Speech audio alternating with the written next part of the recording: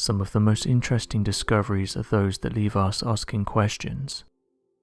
From the outer reaches of space to our long-forgotten past, we are only starting to scratch the surface of what we can potentially uncover. So today we'll be taking a look at 25 unsolved mysteries.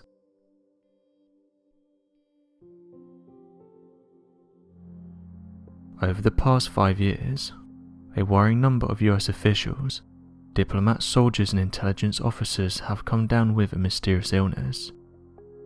All of the US diplomats documented the same symptoms, which range from memory loss, loss of hearing, headaches, loss of balance, fatigue and ringing in the ears. The mysterious illness has affected some more than others, with some officials even going on to suffer long-term brain damage. It's gotten to the point that the Pentagon and the Central Intelligence Agency has got involved, saying that it looks like these officials are being singled out and attacked. An investigation by the State Department said the likely cause is that of a direct energy weapon. Some of these attacks happened in places that don't have the best security, but the Central Intelligence Agency has said that 2 incidents have occurred near the White House.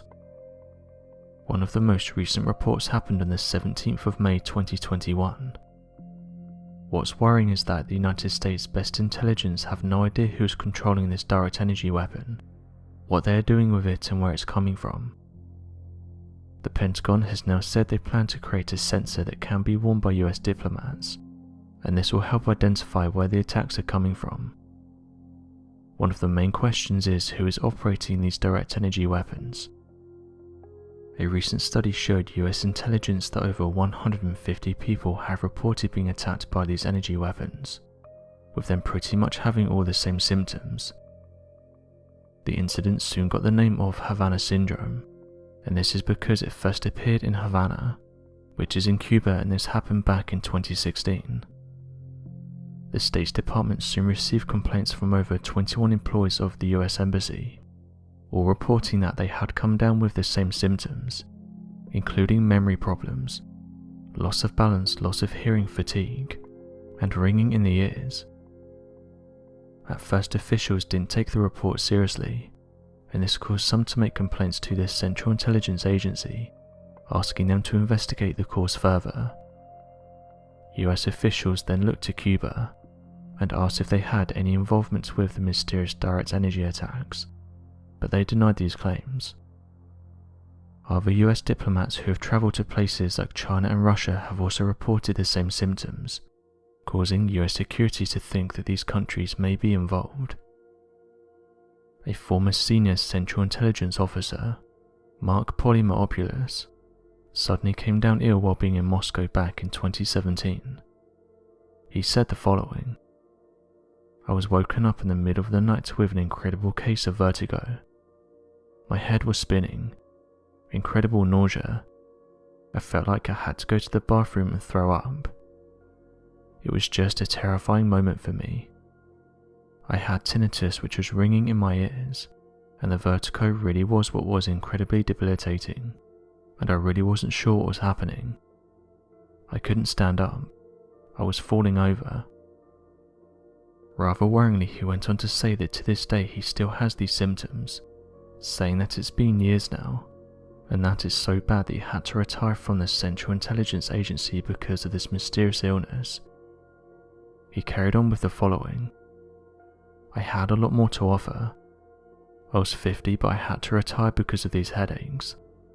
They don't go away." End quote. The study also showed that other US officials have complained of similar instances, and some of these officials were even pulled from countries like China because they could no longer work. The attacks are still being reported, with the White House workers saying that they were buzzed and have now fallen ill. It's gotten so bad that Congress has now said this is a national security threat, and that something needs to be done in order to protect US officials. Security personnel then turned to the National Academies of Science, Engineering and Medicine in the hopes that they would be able to get to the bottom of what's going on. They had an answer. They said that directed pulsed radio frequency energy was behind the attacks. According to a New York Times analysis, who looked into the accounts and what's been happening over the past few years. They said that the language is very interesting, and that using words like pulsed and directed shows this isn't being caused by random energy from things like cell phones or other devices, and shows that this is a direct energy weapon being used to attack people, and it's showing that whoever is using this is clearly working. Some of these reports were leaked from the Central Intelligence Agency, and as of right now Congress are being careful with their wording. Senator Susie Collins said the following: "There's a mysterious direct energy weapon that's being used, and it's causing in some cases permanent traumatic brain injury." End quote. As of right now, US officials are trying to track down who's responsible for these attacks, and the going idea as of right now is that Russian officials are behind what's going on, although as expected they've denied having any involvement. Various declassified documents have shown us that the US and Russia have attacked each other in some way or another, whether being physical through things like cybercrime. President Biden has said that President Trump didn't take these seriously, and that he will be the one to get to the bottom of these reports. He said that he looked to this Central Intelligence Agency, and they've told him that they will get to the bottom of whoever is doing this. CIA Director William Burns said these attacks are of high priority. One of the countries that has made good advancements in direct energy weapons is that of China, with officials releasing videos and images of their latest tech. The power of these lasers is impressive, with them saying that they can cause injury to humans, and that they can easily knock things like drones out of the sky. One Chinese official said these weapons are being used on things like the borders, and said that these direct energy weapons can take effect within seconds. Although it's important to note that Chinese officials have said it's not them attacking US diplomats.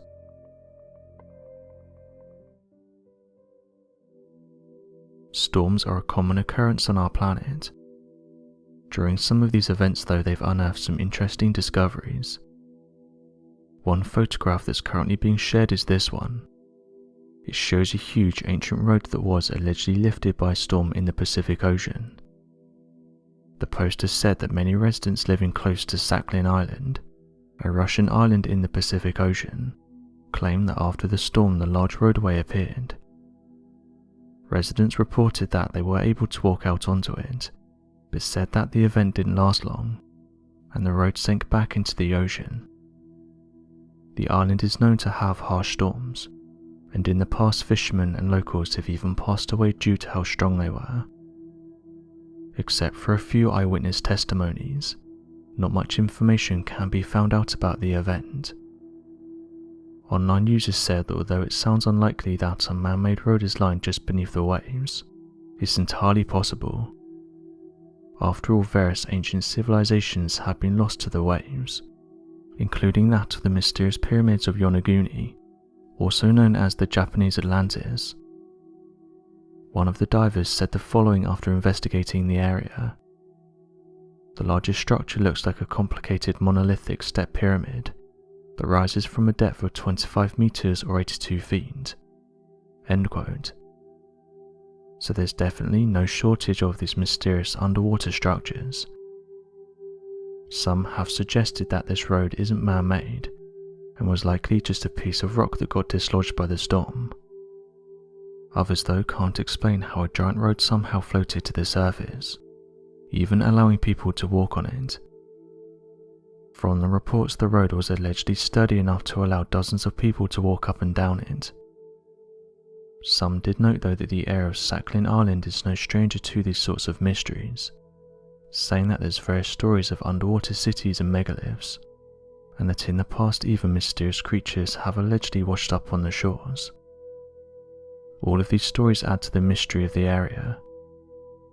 As quickly as the road appeared though, it soon sank into the ocean, leaving those in and around the area to wonder what it was, and if it will ever rise again. One of the last unexplored frontiers of our planet is not that of the endless deserts or impassable mountains, but rather that of our oceans. Every year scientists and researchers discover thousands of new species, new archaeological sites that were lost to the depths, and hidden caves that are home to an entire ecosystem. It's for this reason that the oceans of our planet are some of the most fascinating places to explore. During an investigation back in 2007, as archaeologists were scanning the waters of Lake Michigan in the hopes of locating old recorded shipwrecks, they found a number of strange structures that began to take form on their sonar imaging. At first, the structures appeared to be nothing more than a large number of rocks and boulders in peculiar spots, only to be later revealed to the archaeologists as massive megalithic carved rocks that featured a number of prehistoric markings on their surface. Additionally, the researchers discovered a grouping of these megalithic stones that seemed similar in design to that of Stonehenge, adding further proof that the large rocks had been artificially placed. When divers went down to gather more information, they found the rocks had a large number of strange detailed images that appeared to be carvings of ancient and extinct mastodons, and these were all across the surfaces of the megalithic structures. Unfortunately, further information could not be gathered, as the archaeological experts were not able to reach the appropriate depths necessary, and the experts remarked that they do not dive, and said they're not skilled enough to gather appropriate information and reliable data. Due to this and the large size of the megalithic structures, preventing the stones from being moved with ease, it appears that not only is it impossible for the researchers to study the strange rocks, but that any further information won't come forward until either a massive funding project is put into the investigation, or an archaeological expert becomes a master freediver. It's not just man-made structures that have been discovered. Researchers working in marine biology have begun to see what can only be described as a mass whale evolution across the planet that seems to deny all expected research. Whales are a massive part of the ocean's ecosystem, surviving off plankton and other microorganisms that make up their large body size, and when they pass away, they serve as a significant amount of food resources for smaller marine life to decompose and thrive on. Because of their importance on the ocean's ecosystems, whales have been a closely studied marine animal to better understand the secrets surrounding their evolution, history and impact on the marine world. But for reasons not entirely certain, many researchers have begun to notice that the average whale song has begun to decrease in frequency. Due to their environment, whales have naturally evolved a form of communication that uses different frequencies, and these are able to travel vast distances underwater. It's this communication system that researchers have said is changing, with whales of all species suddenly speaking at a much lower frequency. As published in the Journal of the Acoustical Society of America, the frequency of the Sri Lankan pygmy blue whale decreased from approximately 107 Hz to 100 Hz. This was over a decade. To date, this is the largest rate of decrease observed for any blue whale call." End quote. This new information has led to a few theories by researchers to explain the sudden frequency changes. Some have theorized that the noise of large-scale boats has dramatically risen, forcing whales deeper into the ocean and requiring them to speak lower frequencies to be heard over the background noises. Other researchers believe this change could be mostly due in part to decreased whaling. Regardless of what the cause may be, researchers are unanimous in that the changes in frequency shows evidence of a dramatic whale evolution that will definitely need to be researched more heavily to better understand its effects on the whale population and what it could mean for their communication.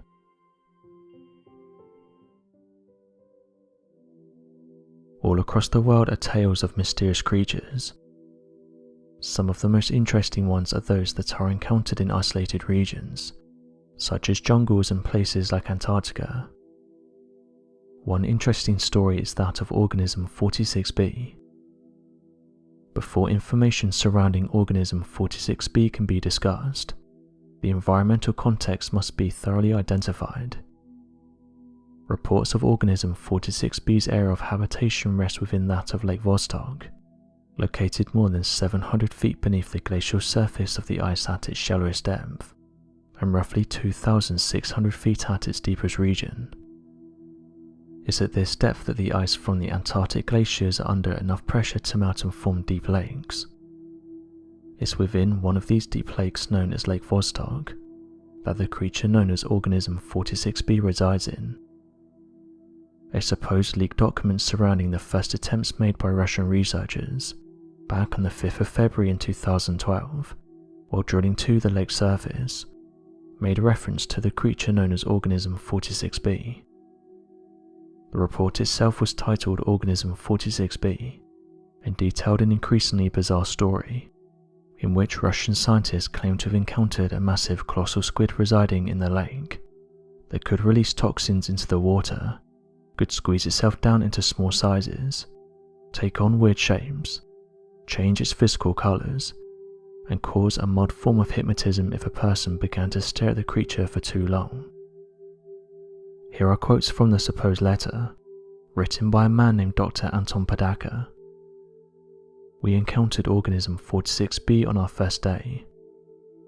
It disabled our radio, which we later learned to our alarm was intentional. It's also able to paralyze prey from a distance of up to 150 feet by releasing its venom into the water. Tragically, my colleague and lifelong friend was taken out this way. He tread water wearing a blissful smile as the organism approached him. We watched helplessly as it used its arms to tear off his head, then popped the remains into his mouth. It was as if it had hypnotized him telepathically. It shaped itself into the form of a human diver. We thought it was one of our colleagues swimming towards us in scuba gear. By the time the closest scientists had realized what it was, it had grabbed him and torn him to bits. End quote.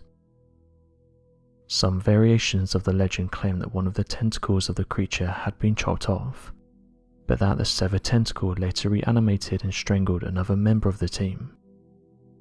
The legend ends claiming that there were a few surviving members of the expedition, and that Russian officials captured the creature in an attempt to cover up the event.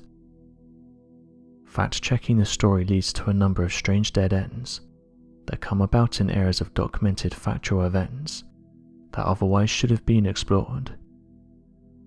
Here is the completed timeline of the factual events of the Lake Vostok drilling expedition. Back in January 2011, Russian scientists Valery Lukin and Sergei Balat published a paper titled Vostok Subglacial Lake, Details of Russian Plans, Activities for Drilling and Sampling. Valery Lutkin worked at the Russian Antarctic Expedition, Arctic and Antarctic Research Institute at St. Petersburg, Russia, and Sergei Balat worked at the Petersburg Nuclear Physics Institute, Russian Academy of Sciences in Russia. The document detailed the first and only public plan for a Russian expedition into Lake Vostok. Here is a portion from the introduction of the paper surrounding the expedition. The Russian Federation has developed a national project involving the drilling and sampling of Vostok Subglacial Lake, East Antarctica. The objective is to explore this extremely icy environment, using a variety of techniques to identify the forms and levels of life that exist there. The project is funded by the Russian Federal Service. End quote. During the time of the published paper, the Russian Federation had yet to receive support from other nations of the world, as their borehole efforts were actively going against the Antarctic Treaty, with the United Kingdom and United States petitioning the Russian Federation against borehole techniques, due to the environmental impact of the sealed lake. Their opposition was due in part to the drilling techniques used by the Russian scientists, of which included the massive use of freon and kerosene to act as a lubricant for the drilling equipment, of which would immediately drain into the lake at the point of connection. Despite the Antarctic Treaty violation, the Russian Federation continued with their efforts. Within the published paper titled Vostok Subglacial Lake, Details of Russian Plans, Activities for Drilling and Sampling, the scientists detailed a new piece of technology that would allow the borehole to use a transportation module that could be sent down into the borehole via new mechanisms and enter the lake. The diagram for the technology claims the module device and the borehole would only be 123mm in diameter and impossible to send a diver into. However, given the secrecy of the project and the designs used, such a technology could have been sealed up to send a research team into the borehole if made slightly larger. The technology also shows evidence of human-sized transportation modules, given that the module's designs had a height and width that would scale to fit a human body, and these would fit in a cylindrical tube, of a height 3 times the tube's width. On October of 2011, Valery Lutkin, the co-author of the published paper, was at the Antarctic Research Station alongside Alexei Turkev, of whom were both overseeing the drilling expedition. The expedition continued for several weeks, up until the end of December, before issues first arose amongst the expedition.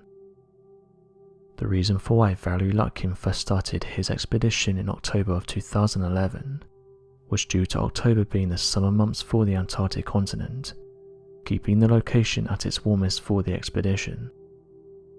These summer months only last from the beginning of October to the 5th of February. However, after the 6th, the expedition must be called off due to temperatures plummeting below 40 degrees Celsius. On the 28th of December, the Russian team claimed they had less than 5 meters left to drill before striking into the lake, and were confident they would meet their goal before the end of the Antarctic summer months.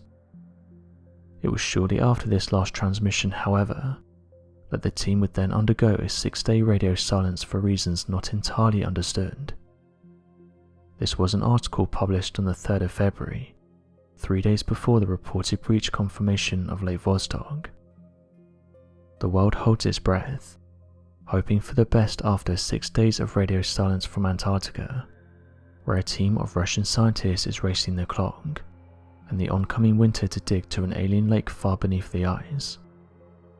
The team's last contact with colleagues in the unfrozen world was 6 days ago, and scientists from around the globe are unsure of the fate of the mission, and the scientists themselves, as Antarctica's winter draws near." End quote.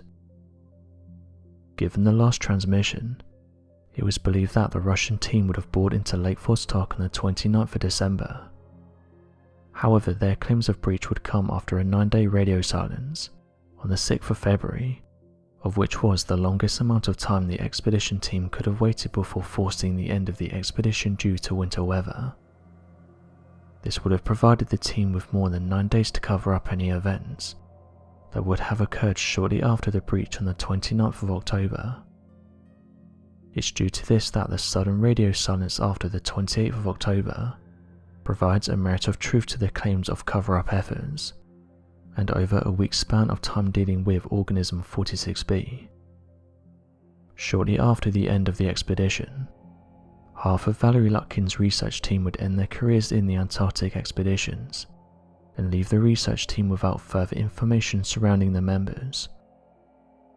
The encounter with the Organism 46b led to the reported deaths of several top-secret Russian scientists, and so many believe that this is why the document could have been leaked, as a warning to other researchers in the area. Despite the far-fetched abilities of Organism 46b, reports appear to match a number of known cases of squid and octopus entities. In fact, every single ability mentioned by the letters that Organism 46b might possess appears to match many of the abilities found in deep-sea species of cephalopods, and environments that would be similar in light, pressure and water quality to Organism 46b's. Here is a detailed writing surrounding the theoretical ability of telepathic traits of the creature, and how the ability could be scientifically explained. Understanding Organism 46b's ability to perform telepathic ability is both difficult and nearly impossible, as the mechanisms for telepathy are still not entirely understood in the modern day. However, assumptions and data information surrounding numerous marine animals can be made as to what might be responsible for their telepathic abilities. It's important to note that there is evidence and scientific endeavours in the realm of neuroscience, and the ability to translate the neurons near random electrical impulse firings into readable information that can be displayed or understood, In fact, back in 1999, there was a research study by Dang Yang at the University of Berkeley, California, that successfully recreated what a cat observes in the physical world, using pure data retrieved from visual neurons. The implications of this finding means that if someone could create a technology so sensitive and accurate in picking up electromagnetic fields, one could remotely detect these occurrences coming from the human brain, and work together the data required to translate your thoughts and brain signals into readable information. If we take this theory of data retrieval from the brains of animals via sensing electrical impulses and changes in the electromagnetic field, then there is evidence of evolution granting this ability amongst life here on Earth. Referred to as electroreception, is a sense that humans do not seem to possess that gives animals the ability to perceive natural electrical stimuli in other forms of life around them. Electrical reception on Earth has only been seen to occur almost exclusively in aquatic life, or amphibious animals that spend their time in salt water, since salt water is a much better natural conductor compared to the surrounding air. This ability is so sensitive, in fact, that young sharks can recognize the specific characteristics and traits of electrical stimuli, and they use this to help them pick up on predators.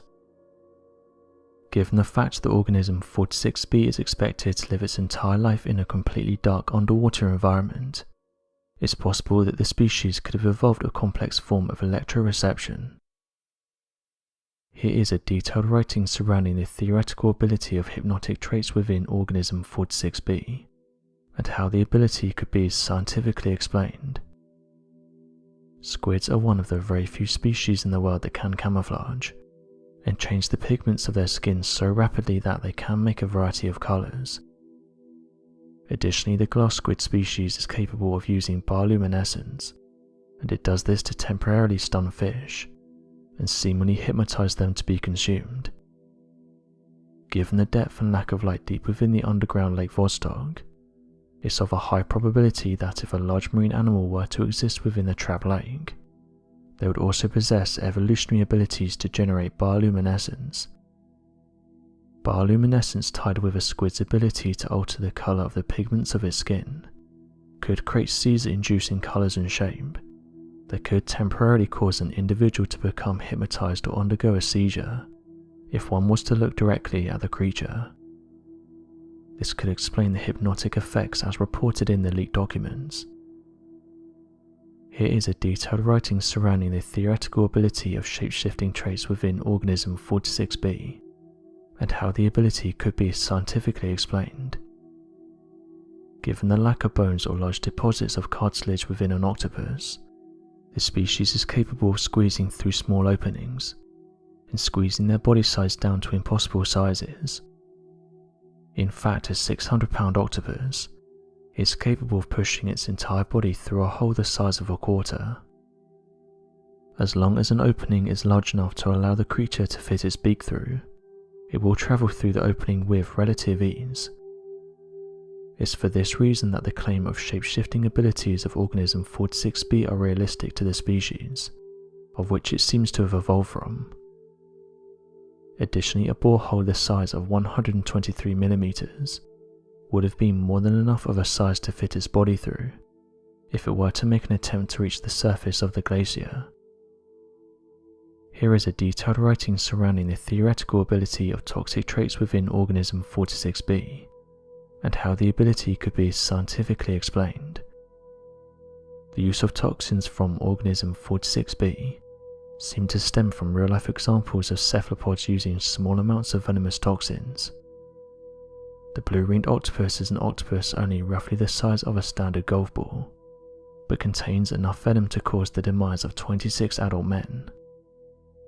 The blue-ringed octopus also has a number of other strange abilities, such as the ability to use jet propulsion, by funneling water to allow it to move faster in the water. It could be possible that organism 46B also possesses these abilities, and is capable of ejecting venom. If the claims surrounding the creature are to be believed, then it has the following abilities that have allowed it to take out several individuals, shape-shifting hypnosis, camouflage colossal size, ability to shrink, telepathy and large quantities of toxins. Given its dangers and efforts needed to be contained by the Russian Federation, as claimed by the leaked document, this could very well mean the organism of 46B is one of the most dangerous creatures naturally living on planet Earth. Its ability to be weaponized for future efforts also seems to be a very real possibility, given the claims of the leaked document and other rumors that have surfaced around the creature.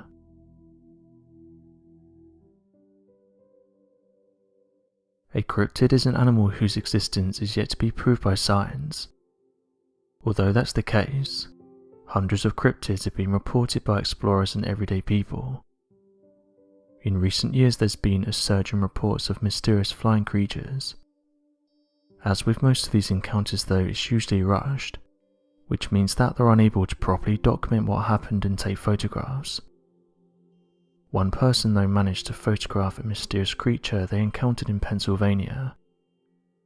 The incident happened on the 20th of May in Washington County, Pennsylvania.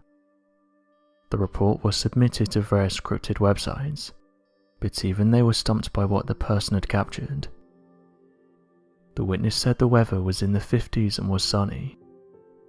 The man said he was travelling north of US Route 40. He got distracted though as he saw something flying close to the trees, thinking at first that it could have been an aircraft. However, when he looked closer he could see the wings were moving. The man said that as he approached the creature it then flew over his car. He pulled over in order to get a better look at whatever this thing was. He thought that perhaps the animal was something like a large bat, as it resembled it when it was flying, but admitted that he wasn't sure what this thing was. When it landed he decided to move closer in order to try and work out what this thing was. He noted that the creature had black fur over its body, and that its wings were similar to a bat's. A bat has one of the most flexible wing structures in the animal kingdom, with researchers saying that it's similar to a human arm, but instead it has a thin membrane of skin covering it. The eyewitnesses said on the day of the encounter it was bright, and due to the sun's rays hitting the creature he was able to see through the membrane. The creature then flew up towards the back of his car, and at this point he wasn't the only other person observing it. Other cars had pulled over to investigate what this thing was, with the eyewitness saying that another man had parked his car down the road and got out and started taking photographs. Both men noticed that this creature was powerful, saying that with one flap of its wings it was able to lift itself between 15 and 20 feet. The man then said the creature spread its wings and that it reached from one side of the road to the other, which gives it an estimated length of 25 feet. This is the original photograph of the creature that was taken by one of the eyewitnesses when it was in the middle of the road. After a few minutes he said the creature flew off above the tree line, saying that the man who took the images then ran after it into the woods, but he said he wanted to get out of there, because he thought this thing could have picked up a man if it wanted to. As of today this is one of the clearest and best images we have of a flying cryptid. No bat would have been able to stand like this, and there isn't one that matches this creature's description and size. Some went on to call this creature the Beast of Pennsylvania, and said that for years people have been seeing mysterious flying creatures around the area, but noted that never has one been seen this close before. Some cryptid researchers who saw the image said you can even see the creature's skeleton through the membrane. Others theorized that perhaps this creature could be responsible for Mothman sightings that have been reported across the United States. There has been a growing number of individuals that have come together with new theories surrounding the Mothman and the possible nature of the creature. Given the fact that the strange encounters surrounding the creature have always been key in determining a future impending disaster, this has led many to believe that it may not be supernatural in nature, but rather that of a scientific advancement. After the encounters witnessed in the town of Point Pleasant back in 1966 to 1967, the Mothman creature would not return for another couple of decades, in which reported sightings of the creature were seen all over the world, Due to other events that have happened shortly after the Mothman had made itself known, people put forward the idea the Mothman was actually a creature that was trying to warn us about these events, suggesting the Mothman should have been listened to instead of feared. The Mothman also matches the creature that can be seen in this image, as it also has small facial features, large black wings and an overall human-like appearance. One skeptic though isn't buying the image, and said that it likely originally showed a bird, although it clearly doesn't now because the wings are off, and this suggests that it's been photoshopped. Others carried on from this and said that something may have been done to the photograph to make it look more humanoid. As of right now, there's still people that believe the creature is real, and that various eyewitness stories back up that something large is flying around Pennsylvania. Cryptid researchers have said that encounters with large flying creatures don't happen very often, but noted that more encounters are being reported. One of the most interesting places that allegedly houses some of these creatures is that of the jungles of our world. These isolated regions are home to thousands of undiscovered species, and it's been said that large flying creatures such as the ropen call this place home. Those who've seen the ropen have described it as looking like an ancient pterosaur, saying that it's very territorial and will even attack those that venture too close.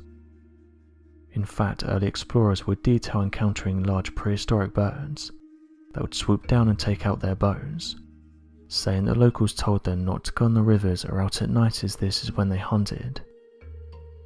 Modern day researchers have said that what people are seeing could have been an undiscovered species or bat, but locals and explorers have said that these creatures are different and didn't look anything like a bat.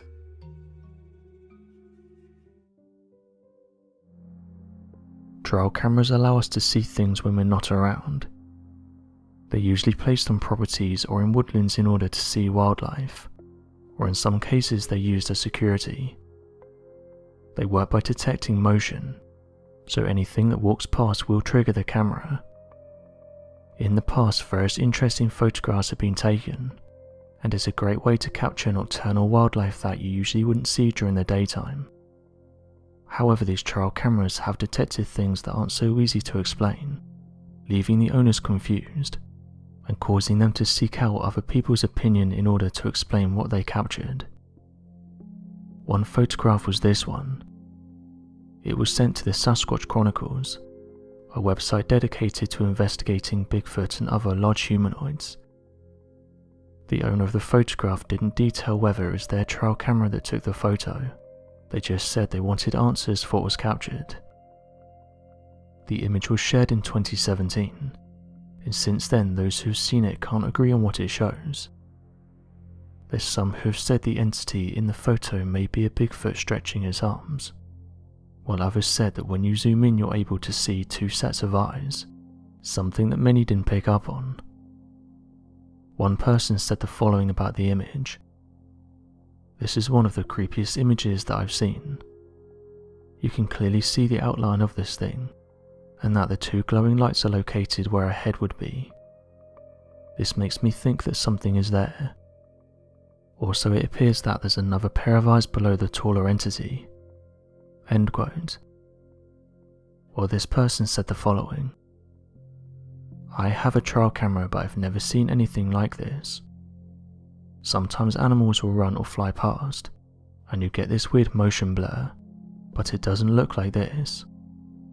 This image doesn't look blurry, it just looks like whatever is there seems semi-transparent, or possibly hairy. I have no idea on this one." End quote. Others though didn't think it showed an anomaly, and said it's just a tree and the reflection you see is being made by the branches. Some experienced people though said that rarely will a trail camera give these false triggers, and said that most people mount them to something sturdy in order to avoid this. Others followed on and said it may have been a ghost, while some said it looks like a Bigfoot with its arms stretched out. Many across the United States have reported encounters with Bigfoot-like creatures, with some researchers saying that different areas have different humanoids.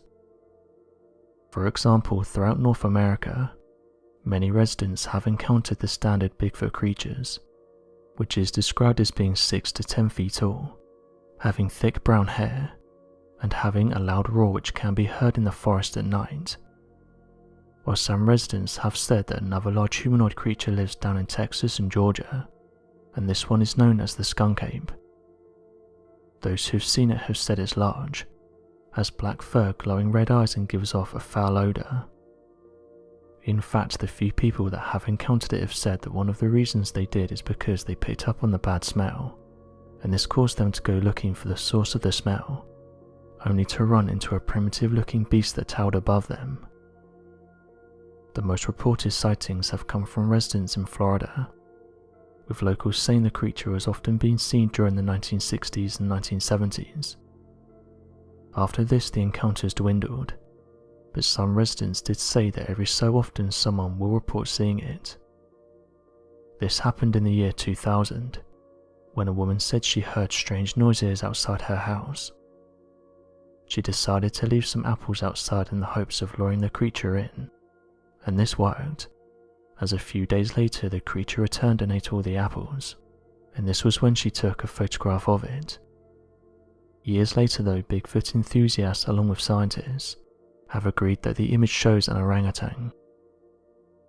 Nearly everyone around the world has heard of Sasquatch, or a creature similar in design and behaviour.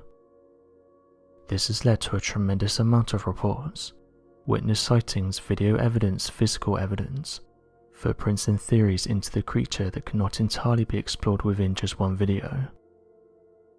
Countless reports have been made throughout the years, some that have been explained and others that have remained a mystery. Back in 1925, a private photographer, of whom was a proud and widely respected member of the Royal Geographical Society, named N.A. Tombazi, wrote an incredible report that first popularized the Sasquatch creature, and eventually led to his own reputation later being completely destroyed. It was common for Tombazi to find himself in strange isolated places around the world, as he would often spend countless days alone in an effort to catalogue geographical strata, or find gorges or valleys in the hopes of making revolutionary geographical discoveries. As he found himself exploring the areas deep within the Zemu Glacier, Tombazi claimed to have spotted a rather strange creature standing no more than 200 yards away from him. The creature, as he described, appeared to be that of a humanoid creature, in which he writes the following: "Unquestionably, the figure in outline was exactly like a human being, walking upright and stopping occasionally to pull at some bushes. It shows up dark against the snow, and as far as I could make out wore no clothes of any kind." End quote. The sighting of the creature continued for a minute, before the creature ran off and disappeared completely from his sight. Baffled by this sighting, he quickly gathered as much data and information as he could. He noted that he was approximately 15,000 feet above sea level, and gathered information about the bushes, plant life and environment of the region. Shortly after gathering this information, Tombazi left the area to locate his companions. When he returned roughly about 2 hours later, Tombazi and his team scoured the mountain and found evidence of footprints, in which he described as being similar to that of a man's. However, the feet appeared to be 7 inches long and 4 inches wide, but were undoubtedly that of a bipedal creature. It was his written report and gathered evidence that would help lay the foundation of the Yeti creature, and would lead the first expeditions into uncovering the truth.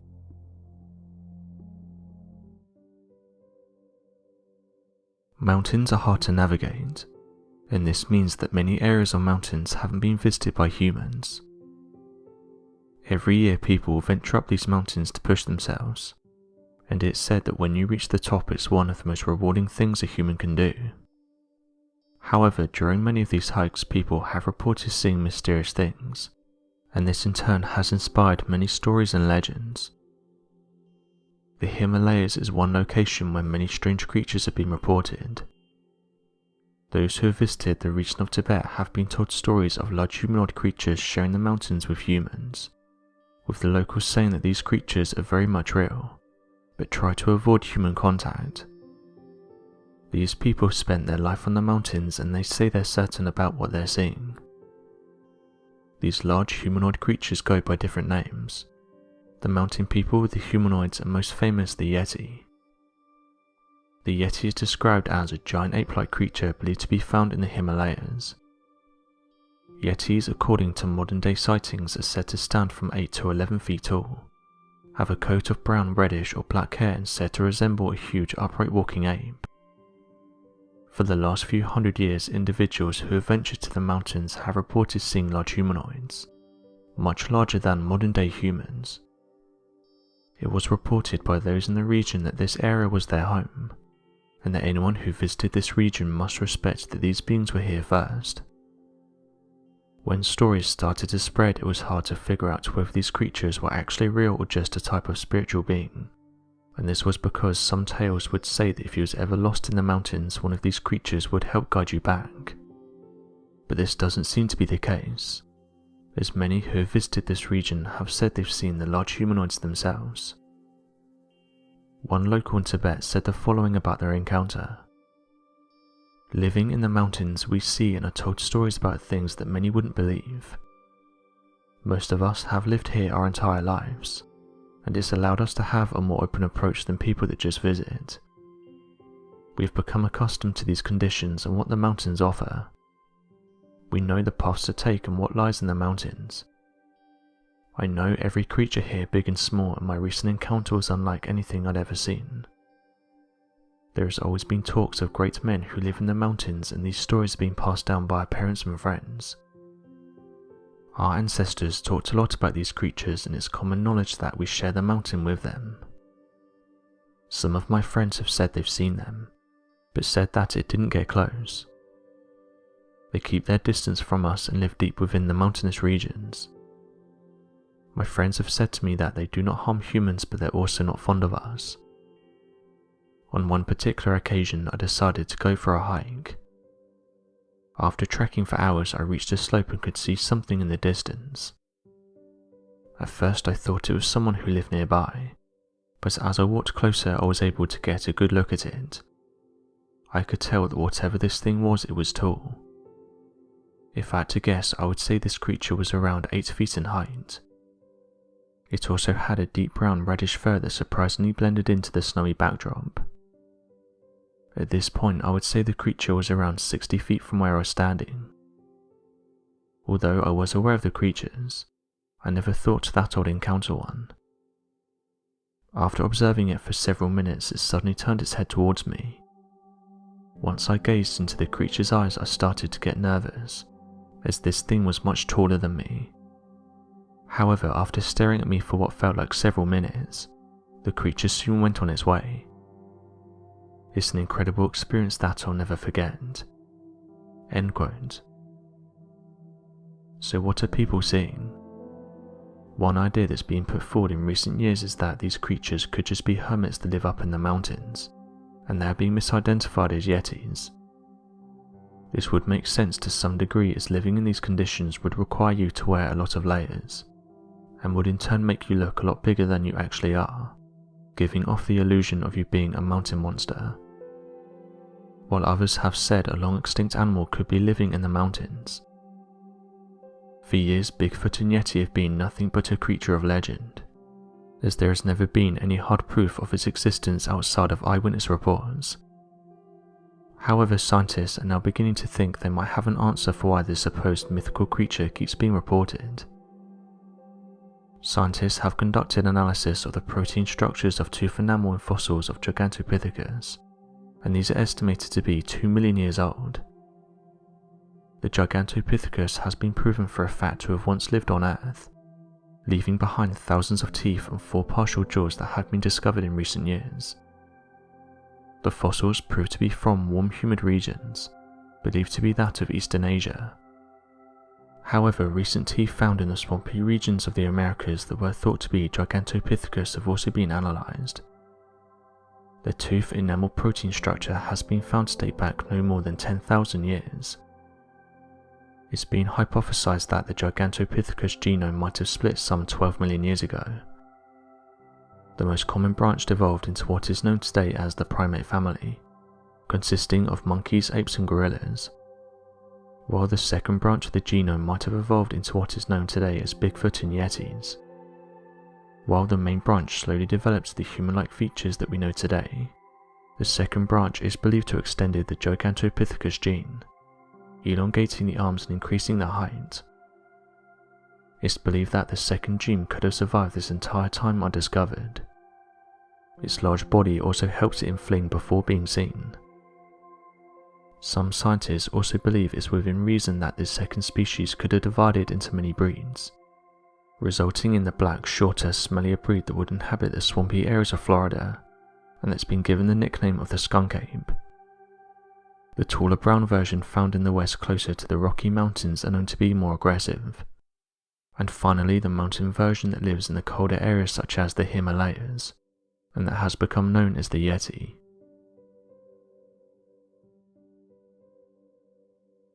It seems like every other day people are seeing mysterious things in our sky. One of the issues we have at the moment is people can't seem to agree on what they are. We are living in strange times though. Going back 30 years ago, rarely would you get officials talking about mysterious things in our sky, but now it seems that the conversation has shifted. More officials are coming forward and questioning what these things are. According to some, UFOs have been witnessed in our sky for thousands of years, with researchers saying that things like old paintings and papyrus detail these reports, with some of them matching similar shaped crafts that are being seen in the modern day. High-up officials, pilots, military personnel, and even astronauts have opened up about their encounters, something that rarely happened a few decades ago. In fact, those that did speak out about these objects were often reprimanded, demoted, or in many cases losing their jobs completely. Some interesting photographs are currently being shared online that allegedly show a mysterious object in the shape of a disc. It's reported that this object came to the ground somewhere in Mexico, with locals saying that black helicopters and police were on the scene immediately.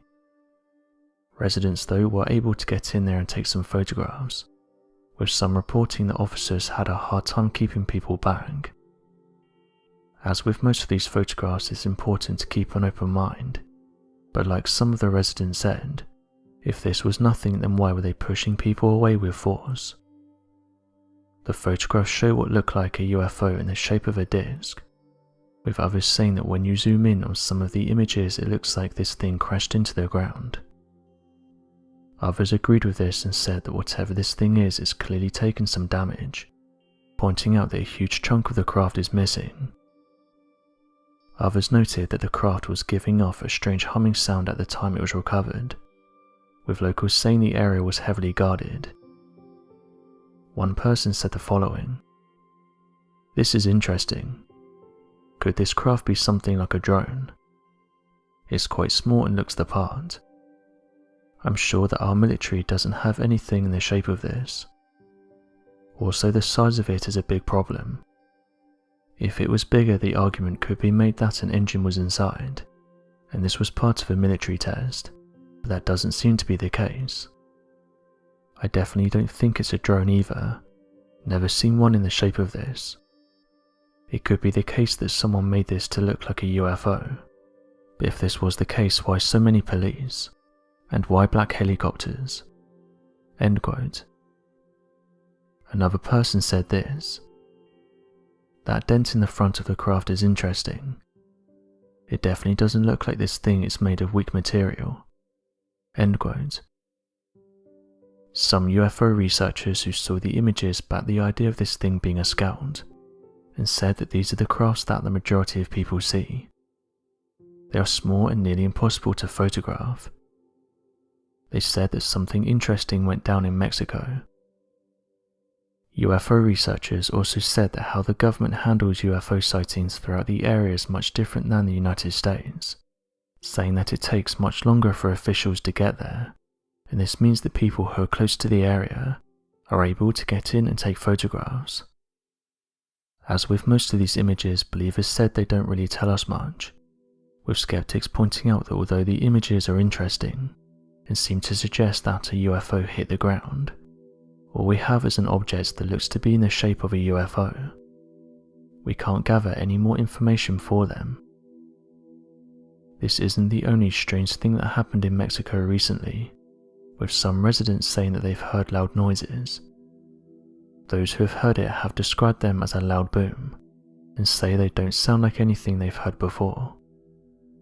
One resident close to Morlea said they heard the noise during the early hours of the morning. The woman said it was very loud, but it didn't sound like a typical explosion. She said the event happened at 1:15 AM on the 6th of April, and this was back in 2020. She went on to say that she heard it once more during the early hours of the morning. Other residents close to Mexico City back up these claims, saying that they heard the sounds around midnight. One man said the loud boom was high in the sky, and that whatever caused it was loud. He said that after the initial boom there was another strange noise that followed. He described it as sounding similar to a loud trumpet. It seems though that not many people reported this event. Only a few others came forward and reported the mysterious sound. Although a lot of people didn't hear it or witness it, others said this isn't the first time that an event like this has been reported. Even NASA got involved and said the following: "We could actually hear the typical strains of symphony and the sound of strange storms coming from our planet, and not an alien spaceship." End quote. UFO researchers though said that sometimes when strange objects are seen or picked up on radar, the military will send out jets to go and investigate, and sometimes these jets create loud booms, and this is what people are hearing. One person was not happy with the explanation that this is a natural occurrence, and said the following: "I have seen many theories regarding the mysterious sounds coming from the sky, and they're all very contradicting to one another. Various people would have us believe these sounds are a reoccurring natural phenomena, but if that were true, where is the documentation? Where's the proof this is happening all the time in nature? Not only that, but on other sites and organizations, along with personal statements from citizens, many would have us believe these noises are due to construction work and machinery. If that were true, then the company in control should have made a public statement regarding the noises, saying that it's them that are wreaking havoc around the world. There are no reliable facts or honest information regarding this unusual situation." End quote.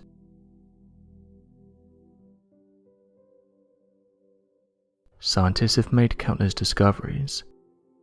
We photographed a black hole, flown a helicopter on Mars, launched various rockets into space, put humans on another celestial body, and have mapped out faraway star systems that could be host to other life. Yet the majority of our oceans remain a mystery. More than 80% of our oceans remain unexplored. Scientists have said we currently know more about what's going on the surface of the moon than what's happening within our very own oceans. Dr. Gene Cole Feldman, an oceanographer at NASA's Goddard Space Flight Center, said the following: "In some ways it's a lot easier to send people into space than it is to send people to the bottom of the ocean. The intense pressures in the deep ocean make it an extremely difficult environment to explore. Although this is the case, various discoveries have baffled researchers, showing us how little we really know about our oceans. One interesting report came from the Navy. Most naval ships are able to withstand the worst forms of sea warfare and storms that nature can throw at them, and the Knox-class US Navy destroyer was likely more prepared than most. It turned out though they were no match for a monstrous sea monster that attacked it during a special operations mission that took place in the Pacific Ocean in 1978. As the USS Steen cruised the waters close to Ecuador, it was attacked by an unseen monster from below. It caused several technical issues and the failure of the sonar system, vital for navigation of enemy waters, requiring the destroyer to return to port in California where it was removed from the waters for repairs, and what they found shocked them. There was incredible and extensive damage to the hull of the ship, including deep cuts in the rubber coating that protected the ship. over 80% of their supposedly indestructible coating was damaged with cuts, gashes, dents and scrapes. Inside the largest of these gashes, the repair team found huge curving hooks, and these were embedded in the hull. These hooks were strikingly familiar, in that they greatly resembled the hooks found in suction cups of large squid, except that the only problem was that these were over 5 times as large as any known squid species.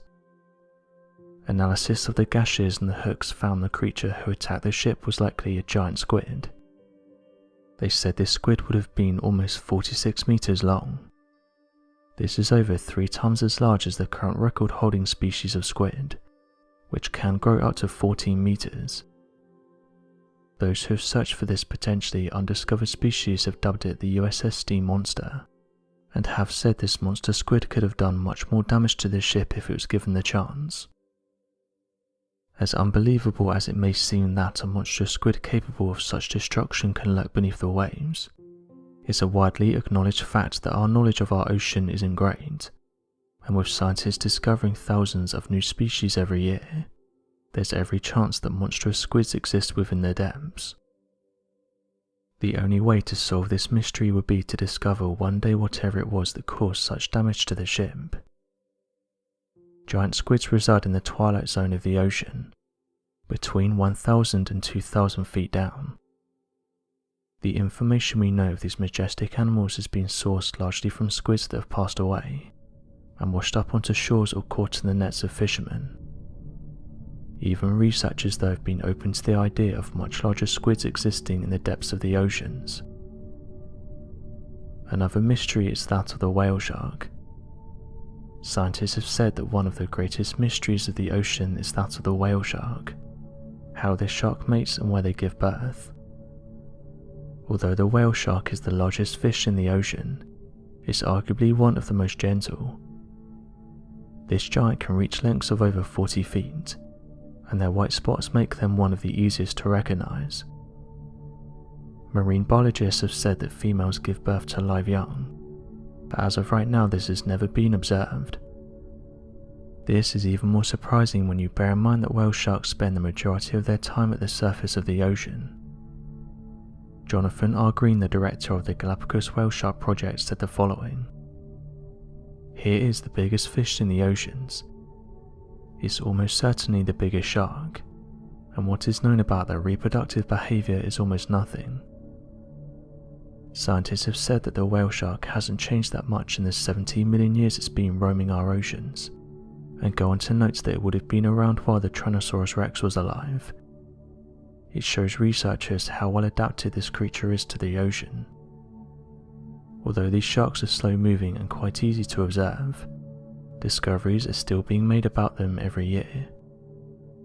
For example, scientists in Japan announced they carried out studies on the whale shark, and it showed them that they have retractable eyes, going on to say that the eye's surface is actually covered in thousands of sharp tooth-like structures. Jonathan Green said the following: "There are a few things today on our planet that you can say that is absolutely new to science. We didn't know that before. So it's like the discovery of gravity. It's an exciting field to work in, but it can be frustrating." End quote. Green and his team decided to carry out tests on the whale sharks that gathered around the Galapagos Islands, saying that the majority of them were females, and that they also appeared to be pregnant. By scanning the sharks, they hoped they could find out which ones were pregnant. The scans didn't reveal anything, so the team decided to tag the sharks in order to study their behavior, something that only caused more confusion. They said that the whale sharks were seen spiraling down to 2,000 meters, something that hadn't been seen before. The team were baffled as they said that whale sharks didn't need to do this. They don't have any predators, and the majority of their prey is just below the surface of the water.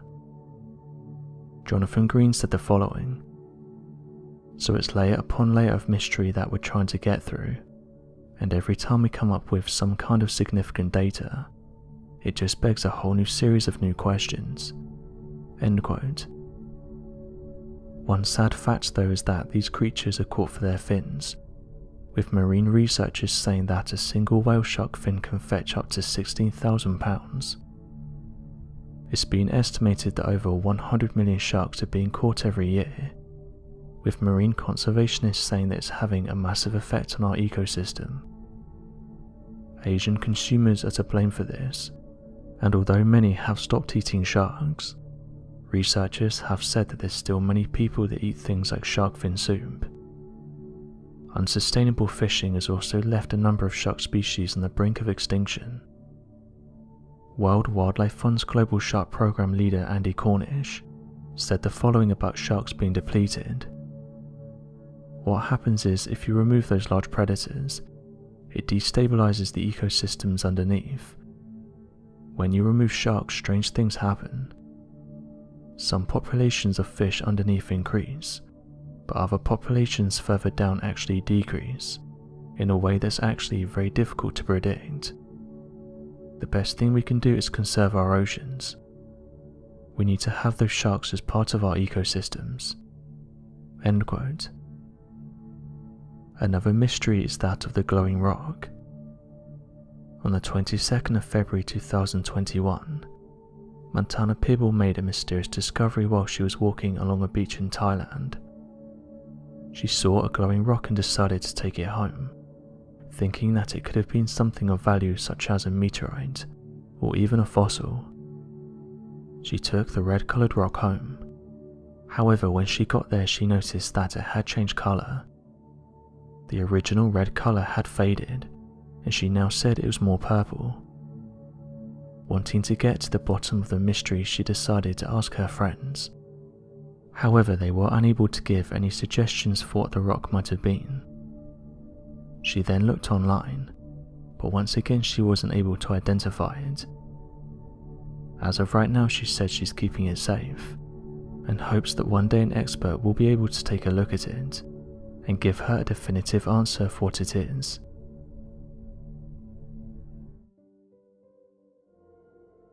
Our oceans are some of the most fascinating yet mysterious places on our planet. Scientists have been open about the fact that we know very little about our oceans. For the last few decades, various stories have been told by people across the world of strange happenings, and the majority of these happen in and around large bodies of water. Many people have gone missing in Russian waters. This was happening so much that two researchers decided to look into these cases to see if they could find something. It didn't take long for them to be told about strange stories of underwater humanoids and alleged bases. Now, before I carry on, it's important to note that no officials have admitted to finding such things, and the majority of these findings come from amateur researchers that have carried out their own research. Regardless, others soon started to come forward in detail their strange encounters. What this left the researchers with was a large list of strange stories, and one link they could make was that the majority of these reports happened close to lakes. Russia is home to approximately 2.8 million lakes, some of which are extremely deep. It's not uncommon for people to go missing around ponds, lakes and oceans. After all, some downplay how dangerous these locations can be, but the researchers soon found that many of these reports included strange crafts and even mysterious humanoids. The researchers made a link between these accounts, and said that people even sent them images of what appeared to be underwater bases. This is a theory that's been shared for some time now, as various eyewitnesses close to these regions have admitted seeing strange crafts flying in and out of these lakes. One of these lakes that's of particular interest is that of Lake Baikal. It also holds the title as being the deepest and most ancient lake on the planet. This has caused some to call it the Pearl of Russia. Giant lake monsters have been reported to live in Lake Baikal. Perhaps the most interesting reports from this region though is the vast amounts of unidentified flying objects. Interestingly, declassified Soviet-era documents have been discovered, which detail the Russian Navy having run-ins with UFOs. Although these documents don't mention UFOs or even the lake in particular, the two are hinted at in the documents, and it's led some to believe that these crafts have been visiting this lake for many decades. For years now, mysterious blinking lights have been seen by various people visiting the lake. These mysterious objects are known by the locals, and they've said they've been here for many years now. Some groups have suggested that the crafts are after something inside the lake, while others suggest they actually live inside this lake. This has caused them to become known as USOs. Many are well aware of the commonalities seen when reading over numerous UFO reports, and what they tend to mean when spotted. The term UFO has become synonymous with images of extraterrestrial life, despite the term having existed in aviation for many decades, prior to the alien abduction phenomena that helped popularize the term. Prior to its stigma with the extraterrestrial phenomena, the term UFO, which stands for Unidentified Flying Object, was commonly used in the military to help classify enemy planes that had not yet been accurately identified. Though it might seem obvious in explanation, many still can't help to envision little green men when the term UFO is thrown around in a wide number of military and civilian reports. UFO is not the only term that has grown in popularity within the extraterrestrial awareness community in recent years, as there appears to be another term that is slowly becoming far more popular and shedding light on the technological capabilities of these crafts. Known as unidentified submerged objects, there have been a number of reports by fishermen, naval intelligence, and a wide variety of anonymous claims to extraterrestrial awareness outlets that describe sightings of bright lights or quick-moving objects through the ocean that does not fit the design of anything terrestrial in nature, and Lake Baikal is said to be one place on our planet where these mysterious crafts can be seen. These USOs, as they're called, have also proven to look remarkably similar to UFO sightings and disc-shaped extraterrestrial crafts. In fact, many sailors have claimed to have seen USOs rise out of the water and fly away as a massive bright light. This has led many to consider the very real possibility that UFO crafts also have the ability to serve as submerged crafts, leading many to believe that perhaps there are a number of underwater extraterrestrial research bases, and these are scattered across the Earth, and our current technology is unable to detect and discover them. What then are people around Lake Baikal witnessing? The truth is, no one knows what these crafts are and what they want. Information on them is limited, and they've never been photographed going in and out of the water. One interesting account of these UFOs involves that of a Russian Tu-154 aircraft. This plane was said to have been chasing an unidentified flying object when something suddenly went wrong. It caused the plane to make an emergency landing in the lake. It's said the plane was sent out because these UFOs was getting too close to the military, and they wanted to know what these things were. However, the plane wasn't able to get close to the craft, and some researchers have suggested the UFO shut off the plane's electrics, and this is the reason why it crashed into the lake. Perhaps the most interesting account to come from the lake is that of the lake people. This first contact happened in 1982, and this was when Navy divers in the lake reported seeing what they described were giant humanoids. They said the beings were much larger than them, and appeared to be wearing some kind of suit. The divers were interested in these underwater giants, and so decided to go and investigate. However, the story goes that when they approached the beings, they were quickly thrown to the surface of the lake, and due to the force in which this happened, the team suffered multiple injuries, with some of them even passing away. The Russian government, however, denies this happened, and that it's nothing but stories.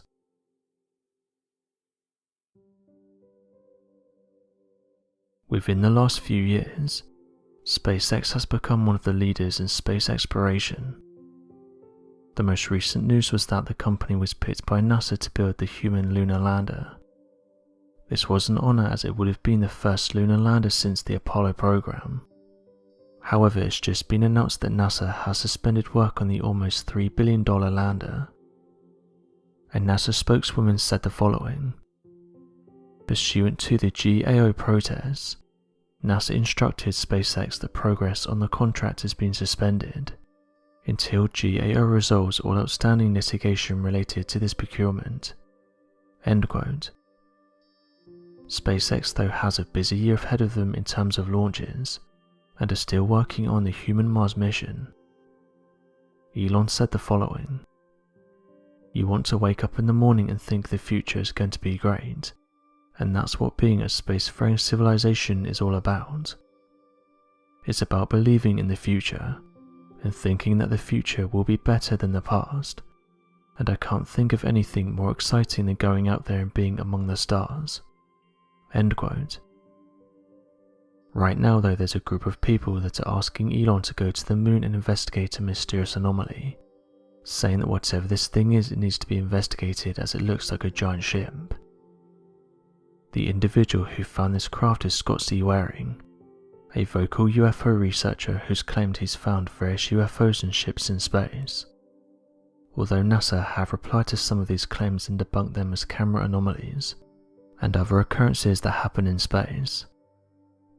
Regardless, Mr. Waring believes this large craft is the real deal, and even said the first space company to reach this could potentially uncover advanced tech. He said the following about the discovery: "When looking over the Apollo 15 panoramic images, I came across a photo that has a mothership in it. It's not a cloud. Clouds do not exist on the moon. So I enlarged the photo and saw that not only was it a ship, it looked very similar to the Starship Voyager from Star Trek." End quote. He goes on to claim that the ship in question measures over 10.6 kilometers, or 6.5 miles.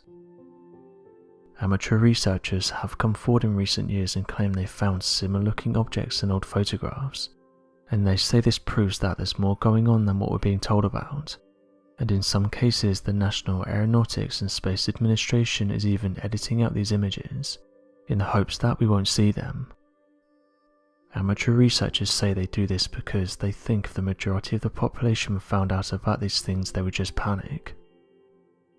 Recently he, along with other researchers, have asked Elon to consider checking out the location, saying that this could be the discovery of a lifetime, and could help us to answer the old age question of whether we're truly alone in the universe. This isn't the first time that someone has asked this from Elon.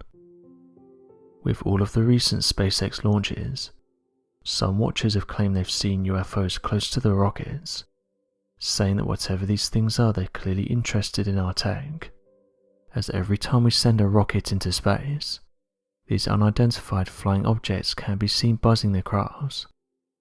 However, these people may be preaching to the wrong person, as in the past Elon has been quite vocal about the fact that he's never seen any evidence to suggest that UFOs are genuine.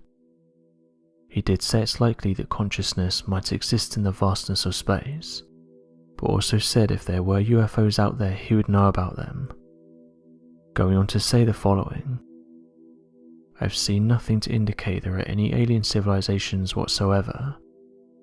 I'd be the first to jump on that in a second, but I've seen no such evidence." End quote. He also went on to criticize UFO photographs, saying that the majority of them are blurry and you can't make out what the object is. Some people hit back at this though, and said that the majority of eyewitnesses aren't expecting to see them, which causes the photos to be blurry. Also, as mentioned by photographers and eyewitnesses, they've said that it's incredibly hard to take a photograph of a UFO on an everyday smartphone, saying that they're not designed to take photographs of fast-moving objects hundreds of feet in the sky. Believers have said it's one of the most frustrating things that people say when talking about UFOs, as until it happens to you, you don't understand how hard it is to photograph a UFO. For years now, UFO researchers have said the moon is a hotspot for UFOs, even going as far as saying it's one of the best places to see mysterious crafts. This has led to amateur researchers coming through NASA's huge library in the hopes of finding something of interest.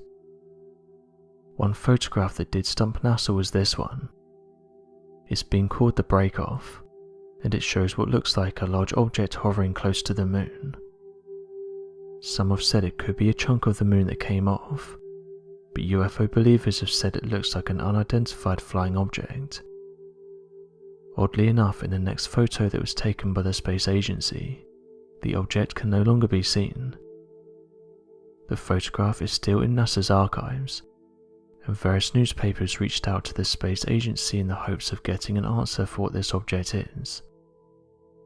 NASA spokeswoman Lynette Madison said that people are too quick to label things as UFOs, but said that the photograph is strange, and that as of right now they can't explain what it is.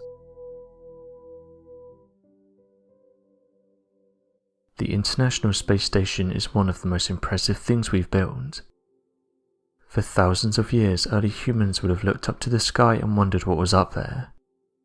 Fast forward and humans have reached a point where we've been able to place an advanced laboratory above our planet, giving researchers and scientists the opportunity to conduct important tests in a non-gravity environment, helping us to understand things like what these sorts of surroundings do to the human body, and how we can overcome them.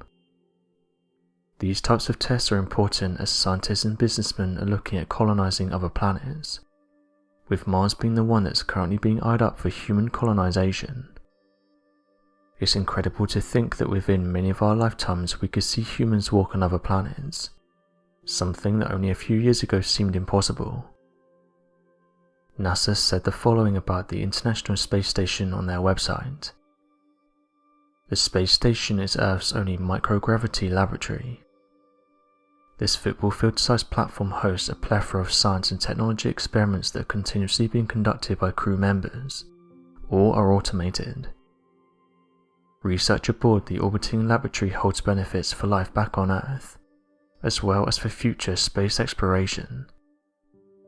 The space station serves as a testbed for technologies, and allows us to study the impacts of long-term spaceflight to humans, supporting NASA's mission to push human presence further into space." End quote. There's others though who state that there's more going on around the International Space Station than what we're being told about, and this has to do with the countless unidentified flying objects seen close to the ISS.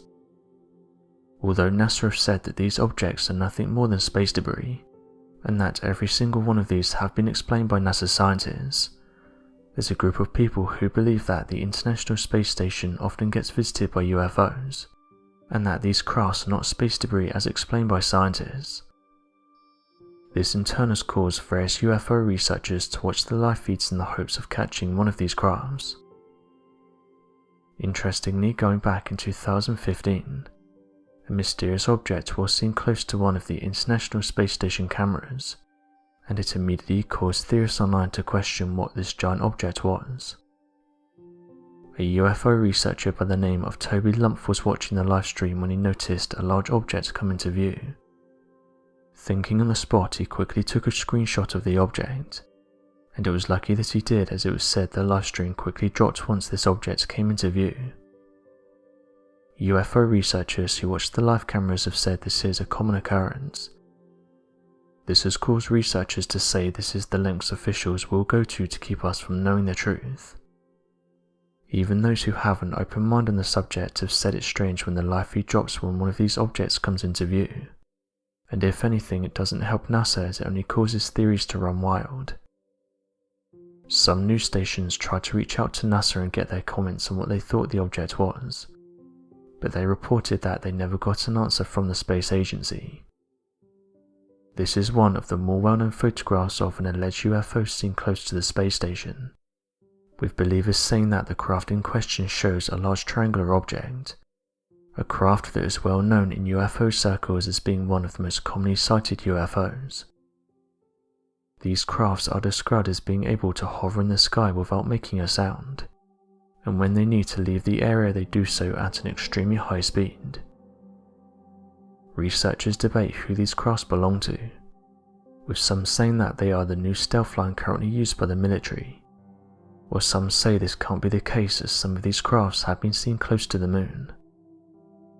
One skeptic, however, said the following about the object.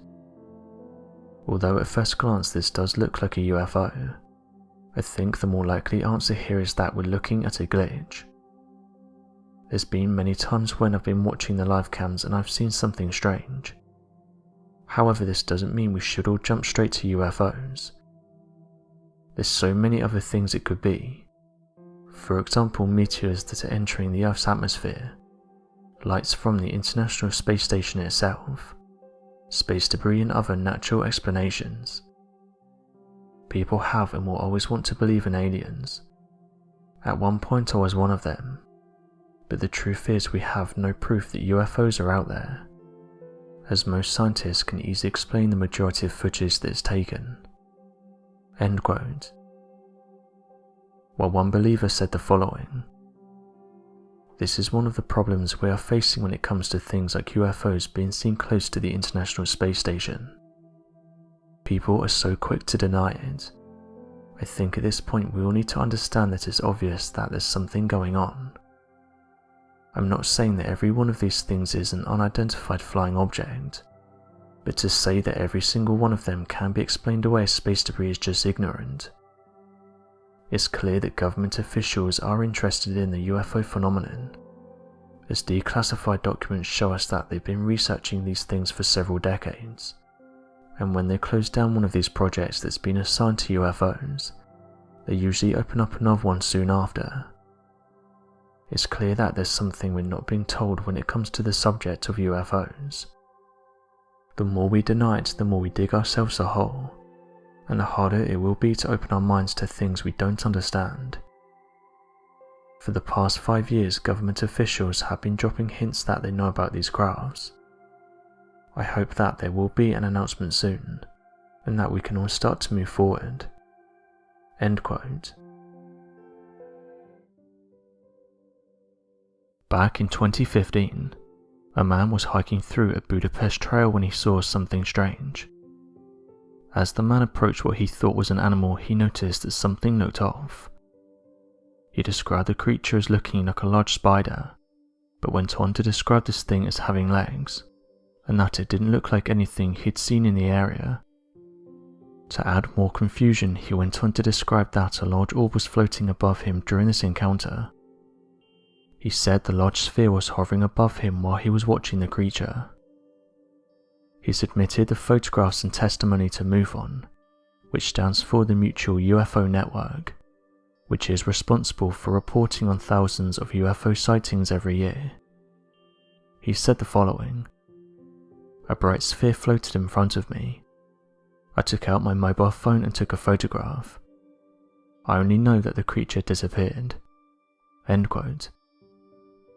Except from this short message and photograph, we don't have anything else to go by. The only other thing that was said was that the man took the photograph on a Samsung Galaxy S5. Those who have looked at the photograph have said it doesn't appear to have been photoshopped, and that similar sightings have been reported in the area.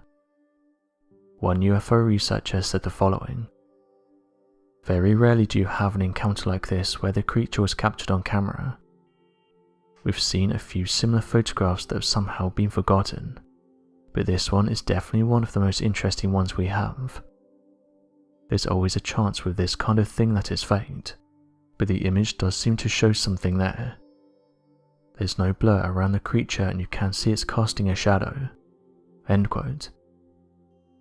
It's not just Budapest where these spheres and orb-like crafts have been reported. In fact, it's easily one of the most commonly reported UFOs out there. Every year people come forward and report their encounters with these mysterious objects, saying how they can easily outmaneuver planes and helicopters, and that they're able to fly through areas such as forests. Even the Navy and Army have had run-ins with these crafts, with some high-up officials even speculating as to whether or not these things are crafts at all, but rather a type of superintelligence that we wouldn't understand. This isn't the first time that a strange creature has been seen close to an unidentified flying object.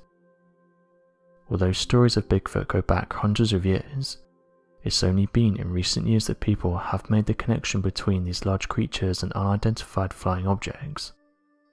In fact, researchers who have looked into this have said that whenever a Bigfoot is seen, it's not uncommon for people within the area to report seeing a UFO. Though there are many that seem to refuse to engage in the conversation relative to this odd connection, there are important statistics to note about this strange correlation. After the creation of the independent organisation known as the Mutual UFO Network, or MUFON as previously mentioned, They've made a startling connection between UFOs and extraterrestrial activity, and this is surrounding a number of interesting UFO hotspots around the world. Oddly enough, it appeared that the third most common sighting of an alien being was that of a Bigfoot, or a Sasquatch-like creature. Many people of whom encountered strange UFO sightings wrote witness reports surrounding that of flying saucers or bright lights landing nearby, where existing Bigfoot sightings had recently occurred, or encountering a Bigfoot in the forest only for it to disappear like a ghost, and only a few minutes later to see a nearby unidentified flying object begin to immediately take off into the sky. These cases also do not include single encounters with a Sasquatch, and only include reports regarding a definitive extraterrestrial account with an unidentified flying object sighted nearby, or during the Bigfoot encounter. This could very well mean that the Sasquatch creature is another race of extraterrestrials visiting our planet, and could help answer a question that many have put forward over the years, which is why do people not see Bigfoot-like creatures more often? Some researchers have theorized that the Bigfoot species are most likely fascinated with the forests that scatter our planet, and that they could be conducting research. This is of course just a theory, and as of right now the only thing we have to back up this claim is the fact that UFOs are usually seen where there's been a Bigfoot sighting. Nonetheless, it's an interesting observation that's been made by people that have studied the topic. One individual said the following about the mysterious encounter. I was hiking through Pennsylvania with my close friend when we had a mysterious encounter. Around 35 minutes into our hike, we picked up on the fact that wildlife around us had suddenly gone quiet. It was really bizarre because it was like someone hit a mute button. Around 1 minute after this happened, we could hear loud thumps and knocks. Curiosity got the better of us and we both decided to head towards these noises. It didn't take us long to find the culprit. The only way I can describe it is that the thing that made the noises looked like a giant humanoid. It was hairy all over its body and was smashing a thick branch against a tree. The noise echoed throughout the forest. We backed up real quick, not looking back until we'd ran a few hundred meters, and although we could still hear the noises, we could no longer see the humanoid. As if things couldn't get more unbelievable, a large sphere-like object flew above our heads and off into the distance. Around 2 minutes after we saw this craft, all of the noises of nature picked up again, with the smashing noises stopping as well. To be honest though, I wish me and my friend had never encountered this, because the few people we've told the story to just laughed at us. It's why I prefer to stay anonymous." End quote.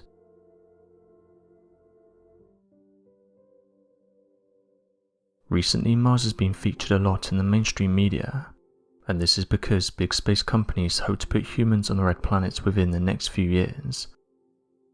Someone who's been very vocal about this is Elon Musk, with him saying that his company SpaceX has plans to be one of the first ones to land humans on the red planet. He is currently working with experts and astrophysicists that are in the process of devising new ways to replenish the Martian atmosphere. Not only that, but they also plan to repair the planet's ecosystem to make it sustainable for human life, and they hope to have achieved this by 2030. If this fails, NASA have also said that they're looking at putting humans on the red planet, saying that they again hope to do this by 2030.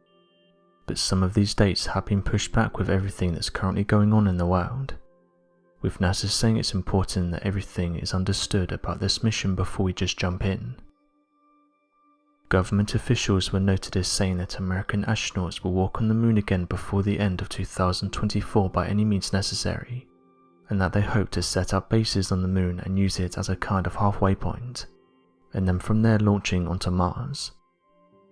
It all sounds very exciting, but some researchers have said that it will be at least 10 years before anything happens, and that's as long as scientists don't hit any snags along the way. Although no humans have made it onto Mars, some things have, and these come in the form of large rovers that have been sending back important information for scientists to study. However, every so often one of these rovers will send back an interesting image, and one of these came in the form of a strange looking object that could be seen in the sky, Those who noticed the object said it looked like a UFO.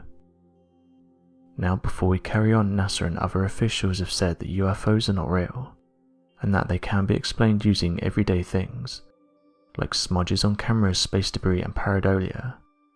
But that hasn't stopped amateur researchers from looking through old images in the hopes of finding something strange.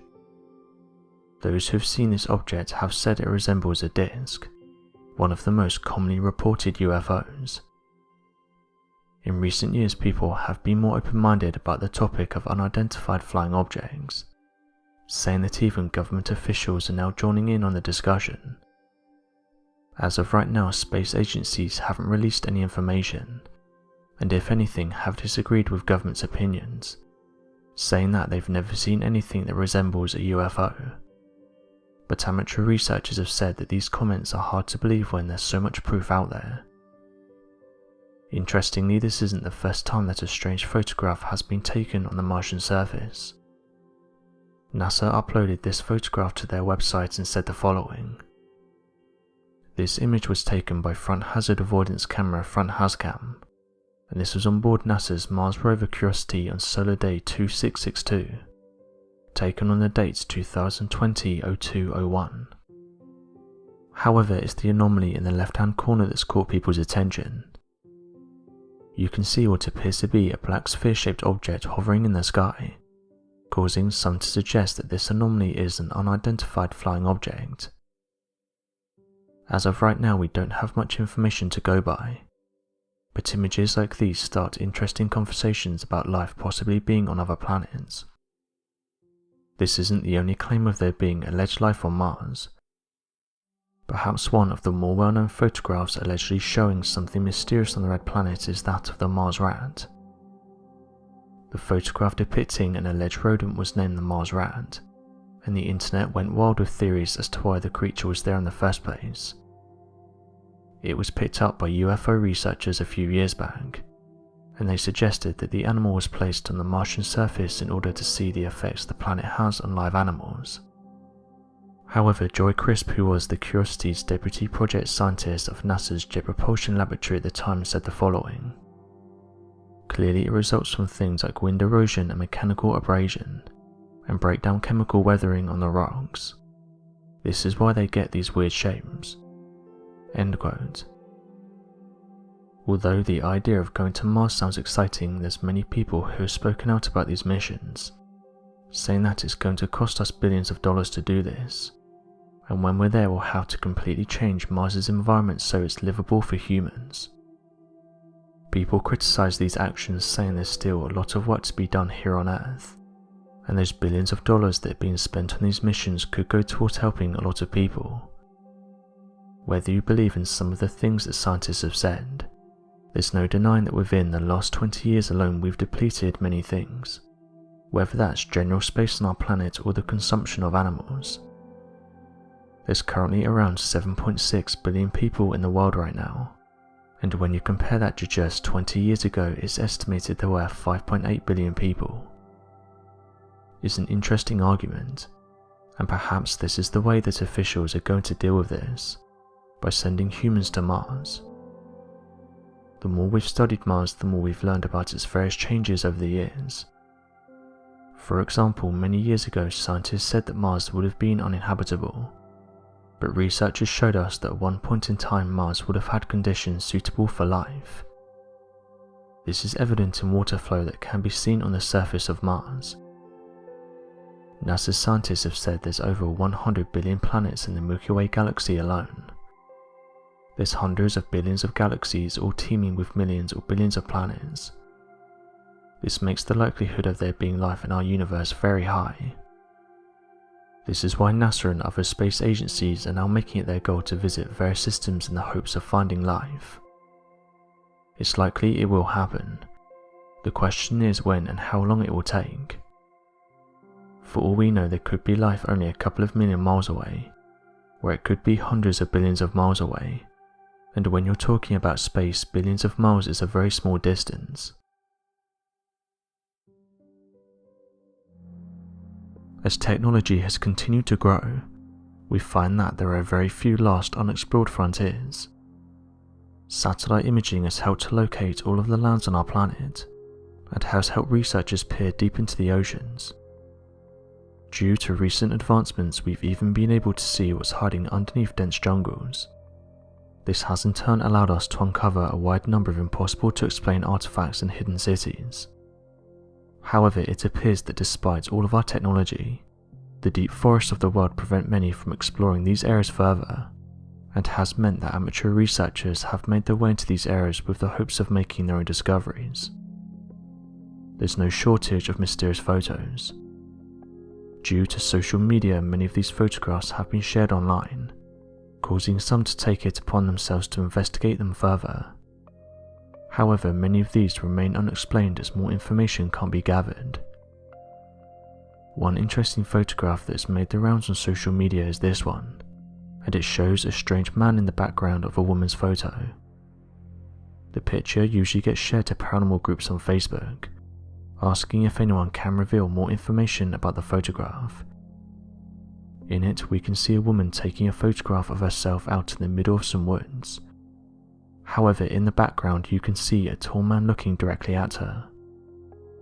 Some of the people that saw the image questioned what was standing behind her, with some saying that it doesn't look like she realized she was being watched. One person said that it could be someone who was following her, and as they were approaching she managed to photograph the individual, while others say the person looks like they're trying to dress like the Slender Man, and say that this post is most likely fake. Regardless, there's no shortage of these kinds of photographs, and some have said that when they've snapped the photos they didn't even realize they were being watched. Over the years, many of these photographs have been shared, and it's caused some to come forward and share their own stories. One person said the following about their strange encounter. I remember when I was young, me and my friends would often visit our nearby woods. At the time we were teenagers and we'd always go to the woods a few times a week. We lived close to Elfin Forest in California, a place known for mysterious happenings, and although the forest is creepy when it gets dark, we never encountered anything up to this point. I remember that me and my friend headed there one evening when it was still light, and as we made our way to our spot, my friend said she noticed something off into the distance, saying that it looked like a tall man with a hat. When I tried to see what she was talking about though, I couldn't find the strange man. We joked about it, saying that it was probably one of the many ghosts that reside within the forest, and then we went on to our spot. After being here for just under an hour, we decided to make our way back as it was getting dark. Just before we left, I was talking to my friend and I noticed that something had caught her attention in the distance, and it was obviously something that had troubled her as her face went completely white. Without even turning around, it sent chills up my spine as I'd never seen this happen to anyone before, and it was almost like a sixth sense was telling me that we weren't alone. Before she could tell me what she'd locked eyes with, I quickly turned around, and standing around 20 feet from us was a tall man with a hat. I guessed that it was the same person that my friend had seen previously. This person had long arms and a gaunt face, but perhaps the most disturbing thing about this individual was that he had a huge smile on his face. We must have stared at him for at least 20 seconds, and during this time he didn't blink once. He just stood there and stared at us. We got up as quickly as we could and ran out the forest. When I turned around to see where he was, I could see that he was just slowly walking towards us, still smiling at us and not blinking. We got out of there as quickly as we could and didn't really say much on the way home. The encounter gave me chills as this person seemed to have just appeared out of nowhere, and something I can't get out my mind is how creepy the smile was, and the way he just slowly walked towards us. We've never gone back to that part of the forest." End quote. Another location that's said to be haunted is that of Doe Hill in India. The Doe Hill forest is plagued by a number of strange supernatural sightings and disappearances. Many locals and tourists alike have reported seeing children running through the forest at night, appearing to be deformed or startling in their appearance. However, these claims have only become more and more popular, as many skeptics flock to the site with the hopes of dismissing these claims. only to capture a tremendous amount of images and footage of school children running through the forest at night. Oddly enough, the Victoria Boys' School, located in that region and established in the 1800s, is rumoured to be the hotspot for paranormal activity from the forest. There are no faculty members that will work late at the school throughout the night, and janitors and other employees that are forced to work through the night tend to have a higher rate of turnover and quit their job. Many students during the day also report footsteps echoing throughout the corridors, doors slamming behind them, and even sightings of ghostly encounters in the locker rooms, with them saying that no one will go to the bathroom alone due to fear of seeing something. Additionally, given the history the school has had when connected to old British expansion, some have theorized that perhaps a darker history took place in the region, giving birth to such paranormal occurrences. Today, the number of strange reports have only grown in the area, with locals saying that it's not uncommon to see mysterious beings with red eyes running through the forest, loud screams that echo from tree to tree, and black shadow figures that suddenly appear in front of you, only to vanish just as quickly as they appeared.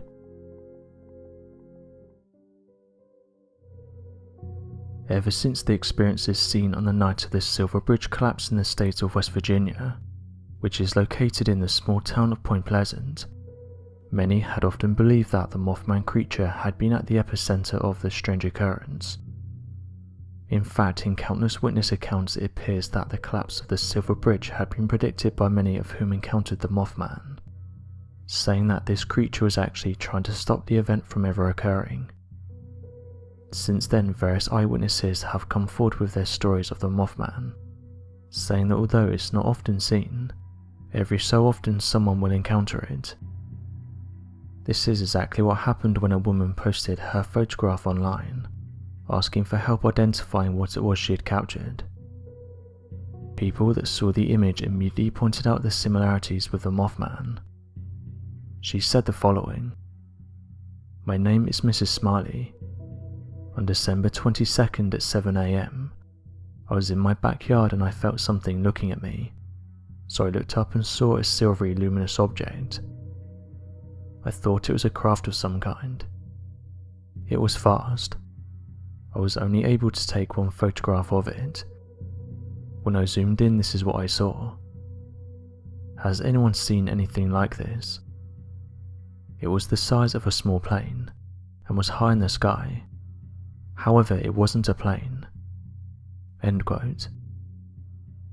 As mentioned, those who saw the image suggested that it may have been the Mothman, due to its human-like appearance. The Mothman is a cryptid that's not often sighted, but every so often people across the planet do report seeing it. There's been a number of sightings that have been shared with the public, and most of them follow a similar theme. Seeing a large humanoid that appears to look like a large bird, but possesses a human-like body. One person said the following about the image: "What is that thing? To me it looks like a giant humanoid hovering in the sky." End quote. As with most of these encounters, they happen so quickly that most people don't even have time to take a photograph. The fact that we have this image is impressive, as most of the time people aren't quick enough, and the event is usually over within a matter of seconds. Skeptics though suggested that it wasn't the Mothman, but could have been a bird that was flying high in the sky.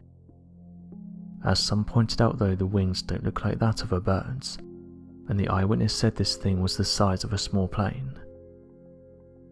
People are still seeing the Mothman.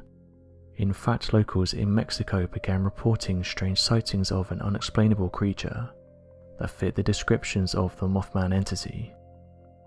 The locals reported a creature that was described as being incredibly tall and standing at more than 7 feet high, which fit with previously seen claims in the town of Point Pleasant back in 1967. They also claimed that the creature had 2 incredibly large and expansive wings, with red bloodshot eyes. Reports fail to mention if the eyes were seen as glowing or mere bloodshot. Additionally, other information was given, such as those of whom claimed the creature was more man-like, whereas others argued that the creature was covered from head to toe in thick wool. One young student in the region even filed a police report in which detailed a personal and terrifying experience with the creature. According to the report, as the boy was walking home, he encountered the Mothman creature in the streets. The creature then began to follow the boy as it floated above, and chased him for more than 15 minutes. The boy detailed that he ran home as fast as he could in order to get away from the creature. Luckily, he was left unharmed as the entity quickly flew away. This was before anyone else could help the student or confirm the sighting. Carrying on with the theme of predicting things, it appears that the region was at the centre of the eventual swine flu outbreak, which was seen back in 2009. This has led many locals of the area believing that the Mothman was predicting future events and acting as a warning system for potential tragedy. Today, no further sightings of the Mothman creature exist in the region, but this hasn't prevented locals from telling stories of the Mothman creature. Another sighting of the entity was reported in England and was soon given the name of the Owlman. The creature known as the Cornish Owlman goes by many different names, but all accounts describe it to be similar in appearance to that of an owl, being the size of a man and having a howl that sounds like a sustained hoot in a deep tone. The first reported encounter with the Cornish Owlman was made by a writer in the region. According to his report, he was following up on a story of two young girls who claimed to have seen the Owlman creature, saying that it was perched atop an old church in Mornan. This was back on the 17th of April in 1976. After looking into this report, he would write about not only encountering the creature himself, but that the creature would go on to plague his life, his friends and members of his family. His encounters would later be proven as legitimate, as many years later a number of other individuals would report seeing the creature, even up until the modern day, all describing the creature as being like a big owl, with pointed ears, glowing red eyes, black pincer-like claws, and being the size of a man. Today, no one really knows how or why the creature targeted the writer along with the girls, but those who have researched the mysterious creature have said this thing has many similarities with the Mothman, causing some to suggest that the two creatures are actually the same. As of today, reports of the Mothman are still being made, with one of the most recent ones coming from USPS Wagga, who detailed their encounter with a 7-foot-tall red-eyed humanoid.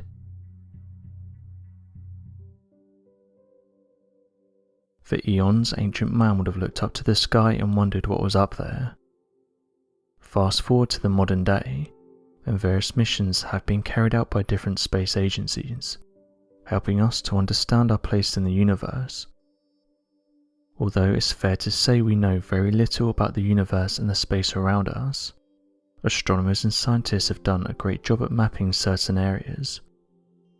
Some of the places that we study are those of moons and planets around us, with scientists saying that every year we discover something new about them. In recent years there's been a special interest in the dark side of the moon.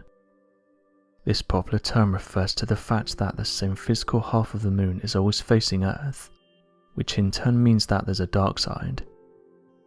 This side, however, has been at the centre of many claims, most of which include that there's either bases or strange things going on there. One idea is that on this side of the moon humans have managed to build large outposts, and one of the reasons they did this is due to the fact that this part of the moon is always facing away from Earth, meaning they could carry out whatever they wanted without getting caught. It's important to note that space agencies like NASA have denied these claims, and said that there's no outposts or secret bases on the far side of the moon. This hasn't stopped people looking through the limited footage and photographs of the dark side of the moon, in the hopes of finding something of interest.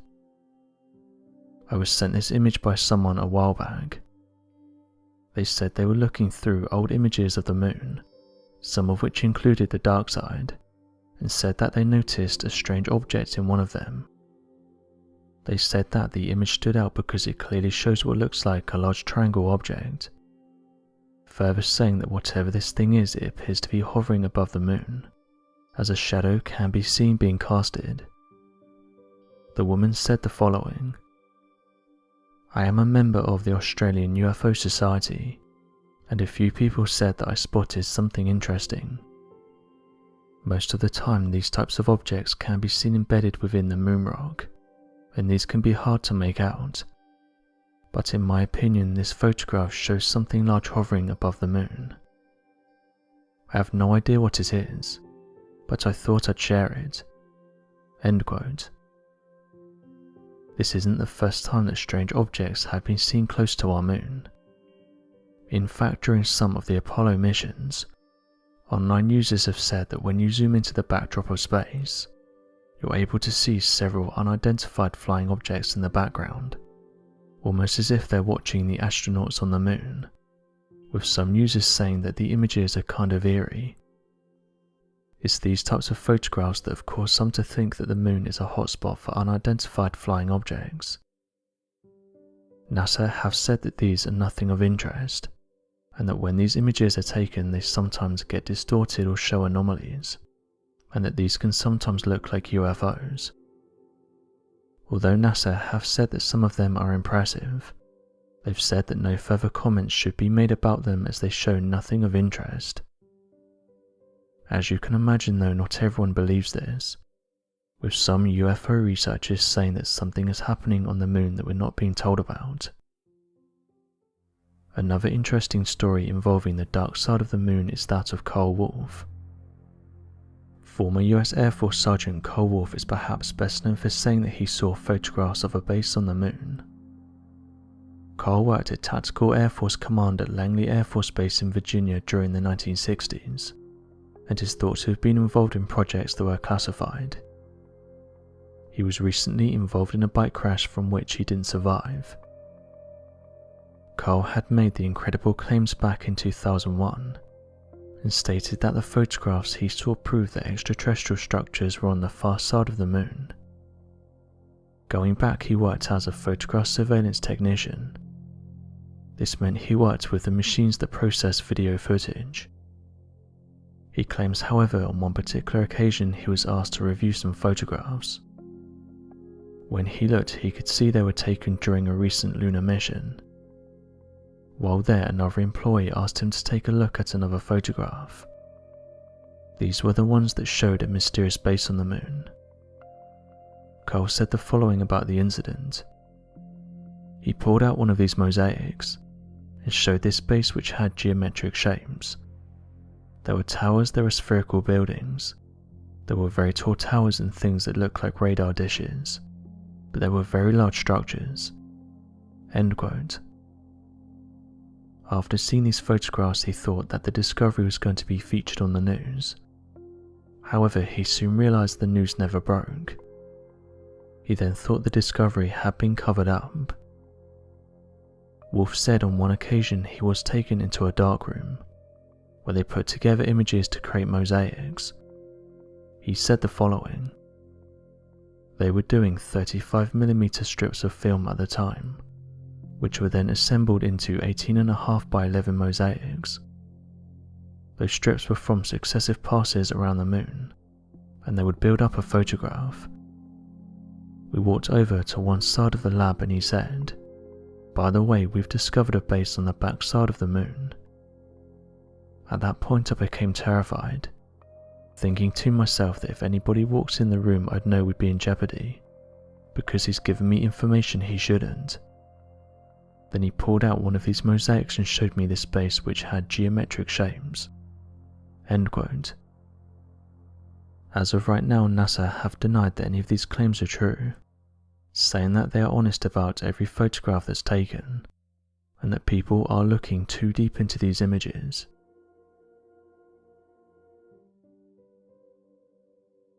A fairy is a mythical creature that's usually depicted as being small, having a humanoid body, small wings, and in some reports is even able to glow. In recent years though, people have come forward with some interesting photographs that allegedly show these creatures. Those that have seen them though have gone on to explain that they aren't physical creatures, but are actually interdimensional. This person shared these interesting photographs to their social media. When the woman posted them, many people were interested in what they were. The woman who took the photographs said the following to me: "Please do share the photos. I think it's important for people to know that we have many non-physical beings that surround us with love and guidance." End quote. After talking for a while, the woman went on to say that the reason she can see these is because she's trained in the Gateway program. Interestingly, I talked with another person who also said they have this ability. They went on to detail that it allows them to see these types of creatures, and that they're more in touch with things that most people can't see.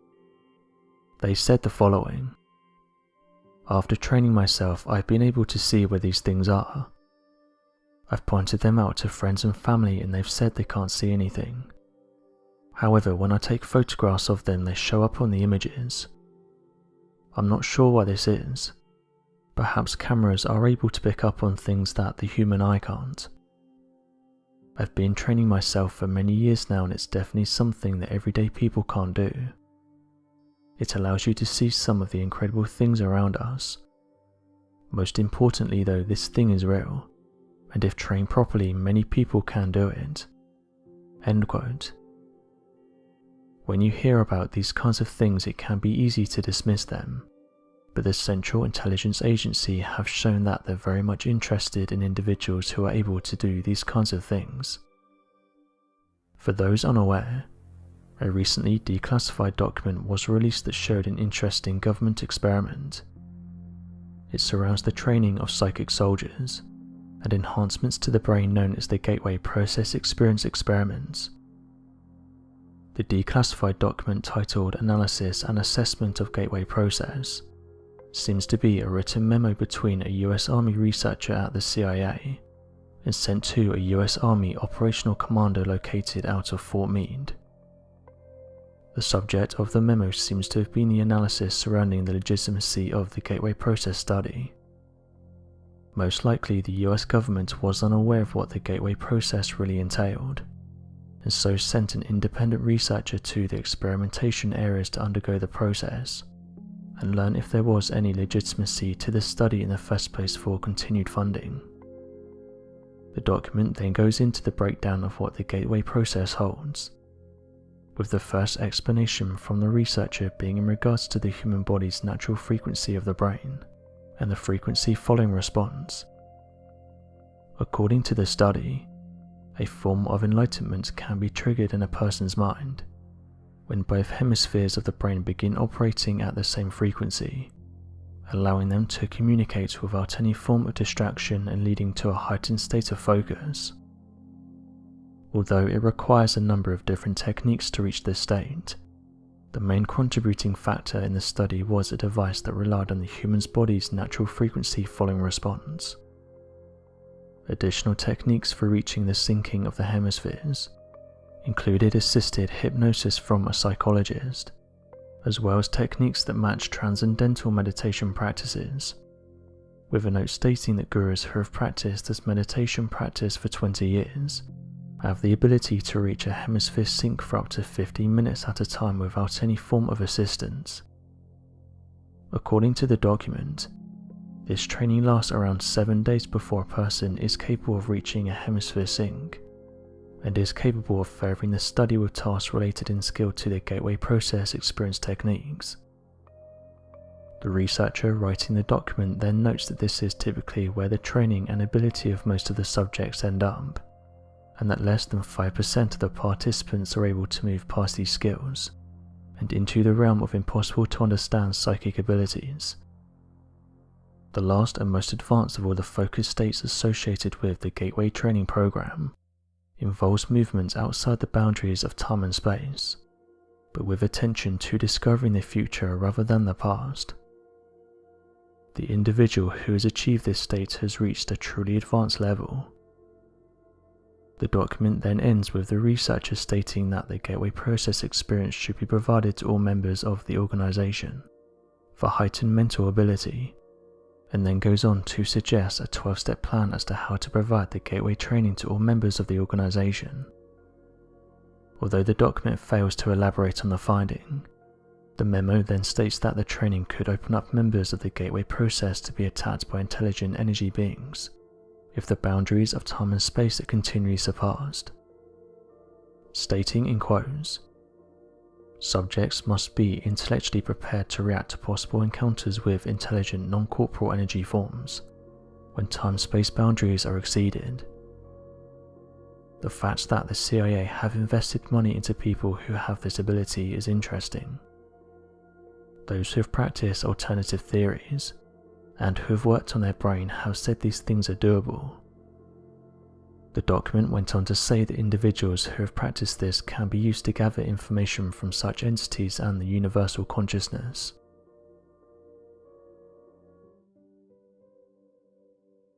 Yesterday, millions of people looked up to the sky, and this was because the great conjunction of Jupiter and Saturn could be seen. Both planets came within 0.1 degrees apart, something that is noted as happening once every 20 years. NASA said the following on their website: "What has become known properly as the Christmas star is an especially vibrant planetary conjunction easily visible in the evening sky over the next 2 weeks, as the bright planets Jupiter and Saturn come together, culminating on the night of December 21st. In 1610, Italian astronomer Galileo pointed his telescope to the night sky, discovering the 4 moons of Jupiter, Io, Europa, Ganymede and Callisto. In that same year, Galileo also discovered a strange oval surrounding Saturn, which later observations determined to be its rings. These discoveries changed how people understood the far reaches of our solar system. 13 years later, in 1623, the solar system's 2 giant planets, Jupiter and Saturn, travelled together across the sky. Jupiter caught up to and passed Saturn, and this was in an astronomical event known as the Great Conjunction." End quote. Others, however, allegedly saw something strange during the event. UFO groups have been posting photographs of a strange-looking craft that was seen during the conjunction, with some saying that they were glad that they found the photos as they too thought they'd seen something during the event. Those who've seen the images have called the object a giant triangle, a craft that is well known in UFO circles for being one of the most commonly sighted crafts. The photos haven't been seen by many people, but those who have seen it agree it matches the typical triangle-shaped UFOs. Black triangle UFOs are a type of craft that has been seen in our sky for years now, and after years of research, the most likely answer is that these crafts belong to our military. However, even though some believe that it's our military that owns these crafts, there's still many unanswered questions. For example, how are they able to travel at the speeds they do? How are they able to use camouflage tech? And how can they hover motionless in one area without making a sound? It's these questions that have led some to say they think that these crafts don't belong to us. After all, we currently don't have any aircraft that's able to match what these crafts do. These black triangles are hundreds of years more advanced than our current tech. So where did these things come from, and how are they able to achieve what they do? At this moment in time, no military has come forward to claim that it's them who's behind these sightings, but most UFO researchers think these black triangles are part of a secret program, and this is their latest creation. However, sightings and encounters have gone against this, saying that these crafts have been observed in our skies for decades. In fact, there's even photographs of these triangles that were taken above Italy in 1945, so that means that these black triangles are over 80 years old. How did we have this type of tech during a time when battles were taking place using basic airplanes? As mentioned, it's one of the reasons that UFO researchers believe that these things don't belong to us. In fact, even military officials have come forward and detailed their encounters with them, demanding an answer for what they encountered in the sky. Many of these eyewitnesses would say that these triangle objects seemed interested in their crafts. Then when they tried to fly closer to the crafts, they suddenly vanished out of sight within seconds, easily being much faster than the planes during those times. Interestingly, this led to these objects being given the name of Foo Fighters. Strange technological advances were witnessed by United States airmen that claimed to have witnessed countless unidentified flying objects, described as cigar-shaped rocket-like crafts and dark triangles on the late November evening back in 1944. The 415th Night Fighter Squadron reported seeing a number of peculiar sights along the Rhine Valley Ridge, north of the French-German border. As the Night Fighter Squadron turned to attack the craft, the lights faded and appeared to have disappeared from the region entirely. This was one of a countless number of military reports that described similar-looking unidentified flying objects, with one of the strangest reports being the witness account of Lieutenant Samuel A. Kransny. According to Kransny's report, as he was flying he noticed a large wingless cigar-shaped object with a reddish glow, floating alongside him just a few yards off the plane's wingtip, seemingly attached by an invisible wire maintaining a perfect distance and speed. Immediately Kransny went into invasive maneuvers and rolled the plane while dropping down to get away from the craft, only to witness the cigar-shaped object follow his maneuvers perfectly and maintain its position relative to his airplane. After several minutes of additional maneuvers, Kransny said that the object suddenly faded in colour and shot off at an incredible impulsive speed away from his aircraft. So it seems these strange triangle-shaped crafts aren't anything new, and have been sighted by people for at least the last 70 years. Interestingly, one person even captured one of these crafts close to the moon. The individual who took the photograph said the following: "While looking through my telescope, I was able to get a good view of the moon. I live in Dorset in the UK, and down here we don't get many days where we can stargaze. However, this particular night was a good one. The moon was in clear view from where I was, so I decided to grab my telescope. I own a Celestron telescope and it's great for viewing the moon and planets. I didn't notice anything strange during my session, but when I got indoors and flipped through all the images I took, I noticed on one of them there was this strange looking object. To me it looks like a black triangle, and though it looks interesting, I've never seen anything like it before. I think that it may have been a piece of debris or an insect. I'm certain it wasn't a smudge on the telescope, as it wouldn't have been this detailed. I'm interested to hear what people's opinions are." End quote.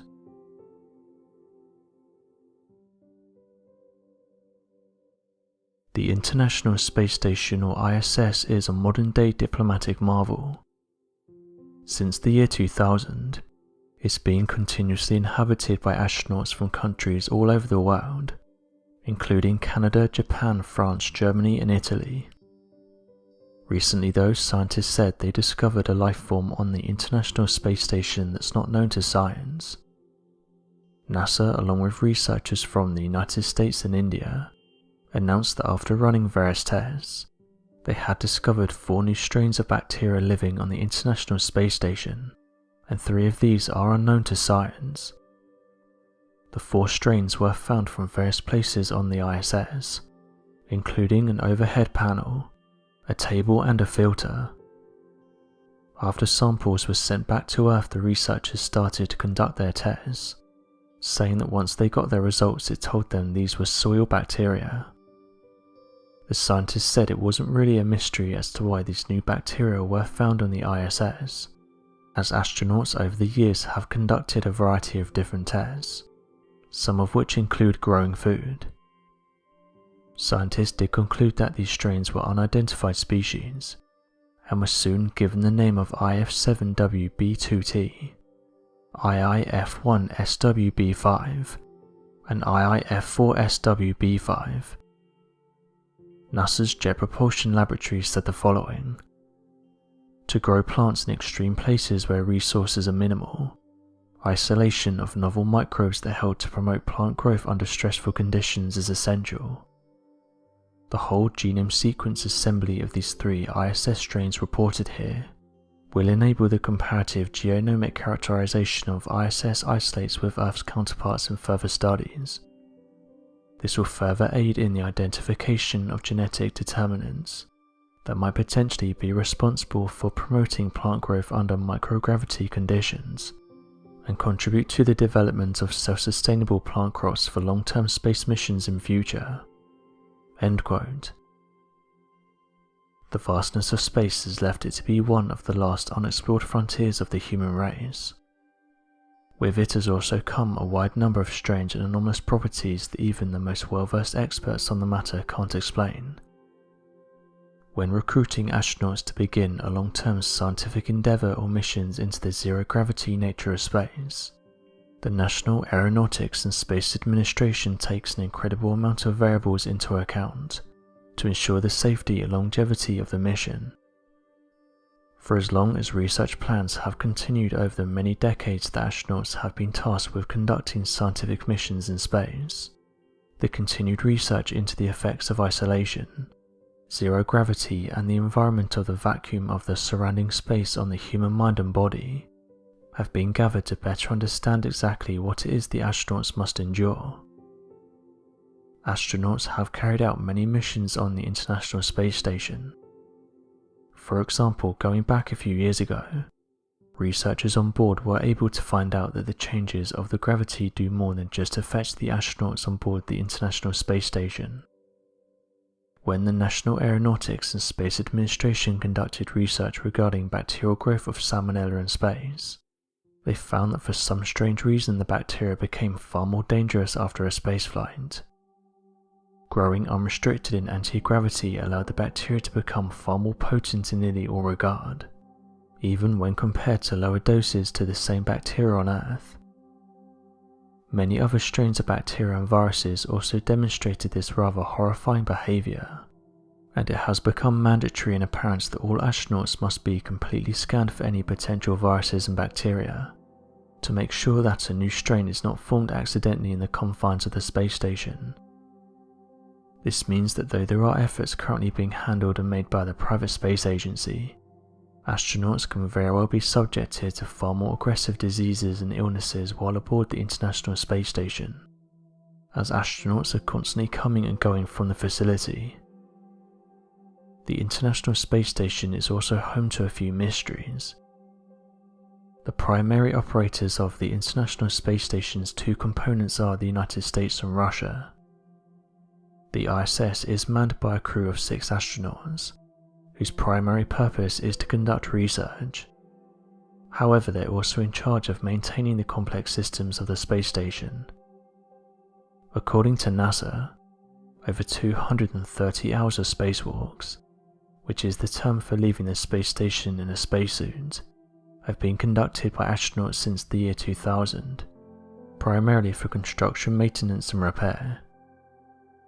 Since the lives of the crew depend on the ISS being in top working form at all times, it makes sense that they spend much of their time updating and checking its safety. For the most part, things usually function well. However, in August 2018, something unusual happened. Flight controllers on the ground at Johnson Space Center in Houston noticed dropping air pressure in the ISS. They alerted the crew, who were quickly able to trace the air loss to a Russian capsule called Soyuz MS-09, which was temporarily docked after bringing 3 astronauts to the ISS in June. The Soyuz is a capsule of Russian design, which is primarily used for crewed spacecraft. It is heavily used in the ISS program to bring astronauts of all nationalities to space, and the MS-09 ferried researchers from Russia, Germany and the US.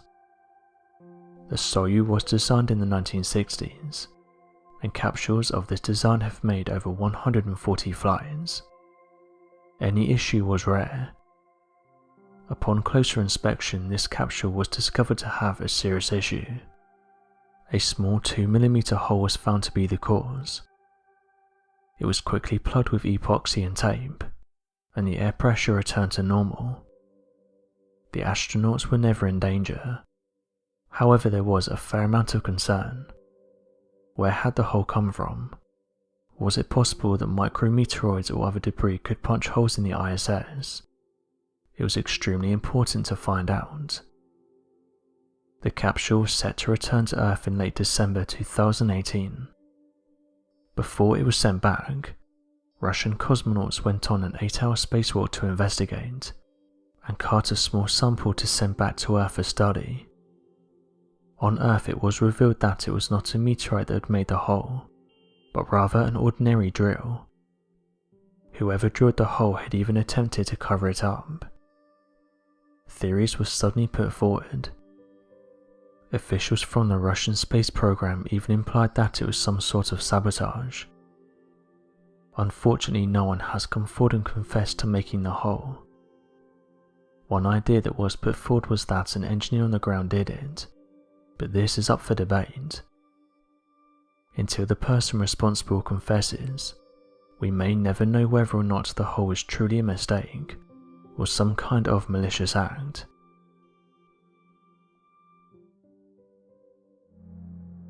A man on social media posted a mysterious photo.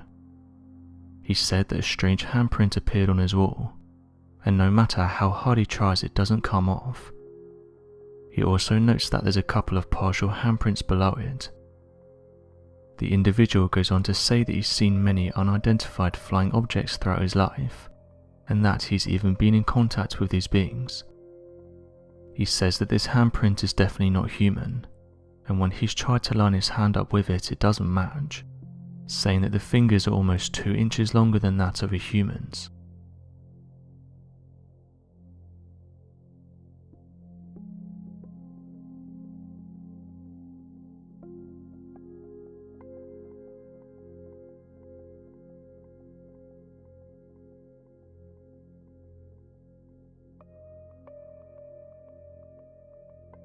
He said the following: "This is a video of a handprint that was left on my bedroom wall back in February.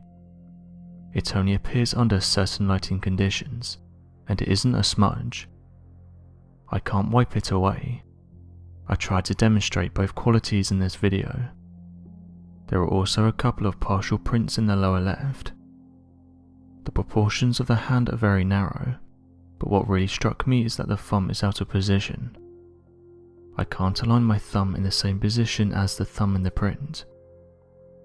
I have a long history with abductions, and have photos of markings, handprints and footprints, and some of them date back decades. Why is this on my wall? My guess could be technology. The aliens typically come in and out through the ceiling. I assume this is similar to the technology that allows UAPs to pass through water at high speeds. Given the orientation of these handprints, they were left when the aliens were exiting the room at the end of the abduction. My assumption is that they're steadying themselves, or using the wall to guide themselves upward, although I've never been positioned where I could observe.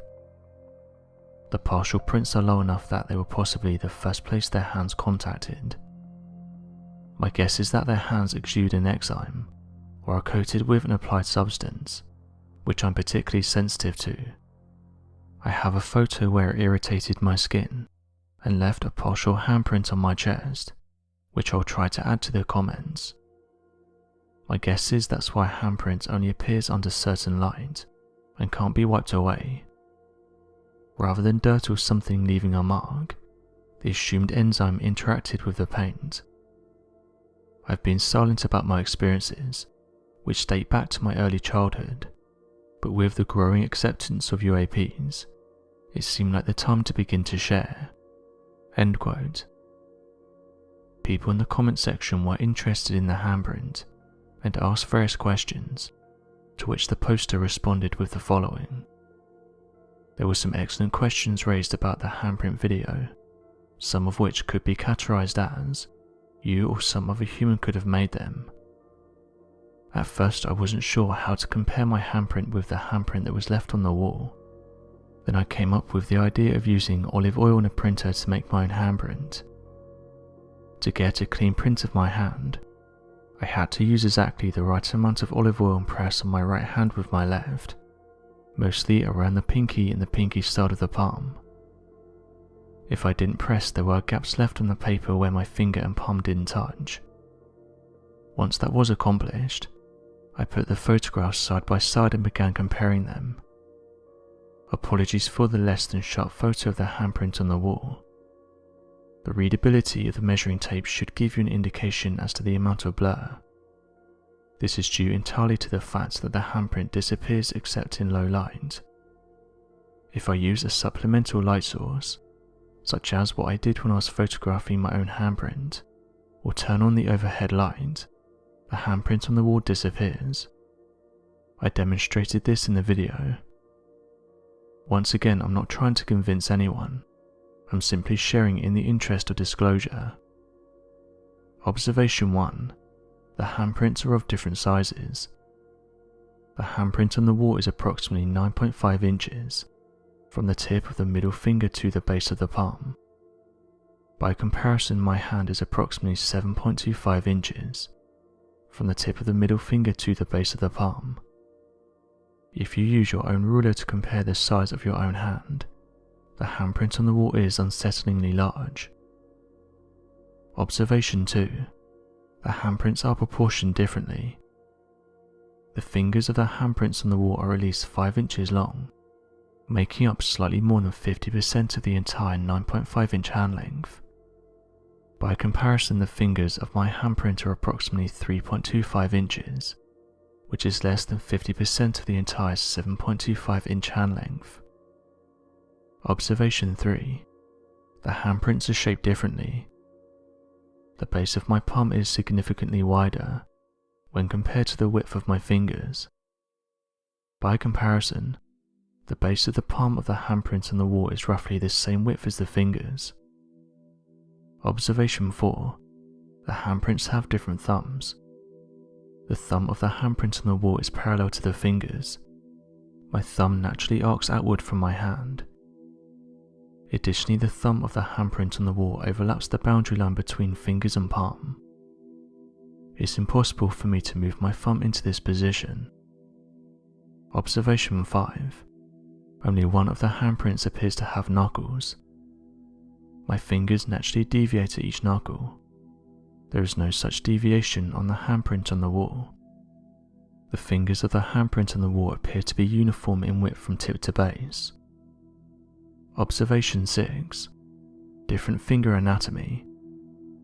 Human fingers are never perfectly straight. The fingers of the handprint on the wall appear to be perfectly straight. Observation 7. Captured action. This is subtle, but if you compare the placement of the fingertips to the palm, especially the index and middle fingers, they are slightly angled towards the ceiling. This implies a downward pull on the hand once the fingers came into contact with the wall. Placing a handprint on the wall would be static, like my handprint on paper. The handprint on the wall seems to have been left in the middle of an action. What's really interesting in my opinion is the applied anatomy behind the handprint on the wall. For a human to put their thumb in the same position would require a completely different hand structure than what we have. The fingers are longer than a human's, and are perfectly straight where ours are not. This difference would suggest differences in underlying anatomy as well. In closing, it's impossible for this to be my own hand. As you can see here, my hand is a smaller size, and structured differently than the handprint on the wall. It's also highly unlikely this is another human's hand, for the reasons above, and as I've lived in the same place for almost 2 years, and this print wasn't on the wall prior to its discovery. A bit of background. I've been abducted multiple times since childhood. I've documented large portions of it, but this is the first time I've shared outside of a handful of trusted friends. That said, I appreciate the supportive response to the video, and intend to share more in the days ahead. Once again, I'm sharing this comparison purely for purposes of disclosure, and you are invited to draw your own conclusions.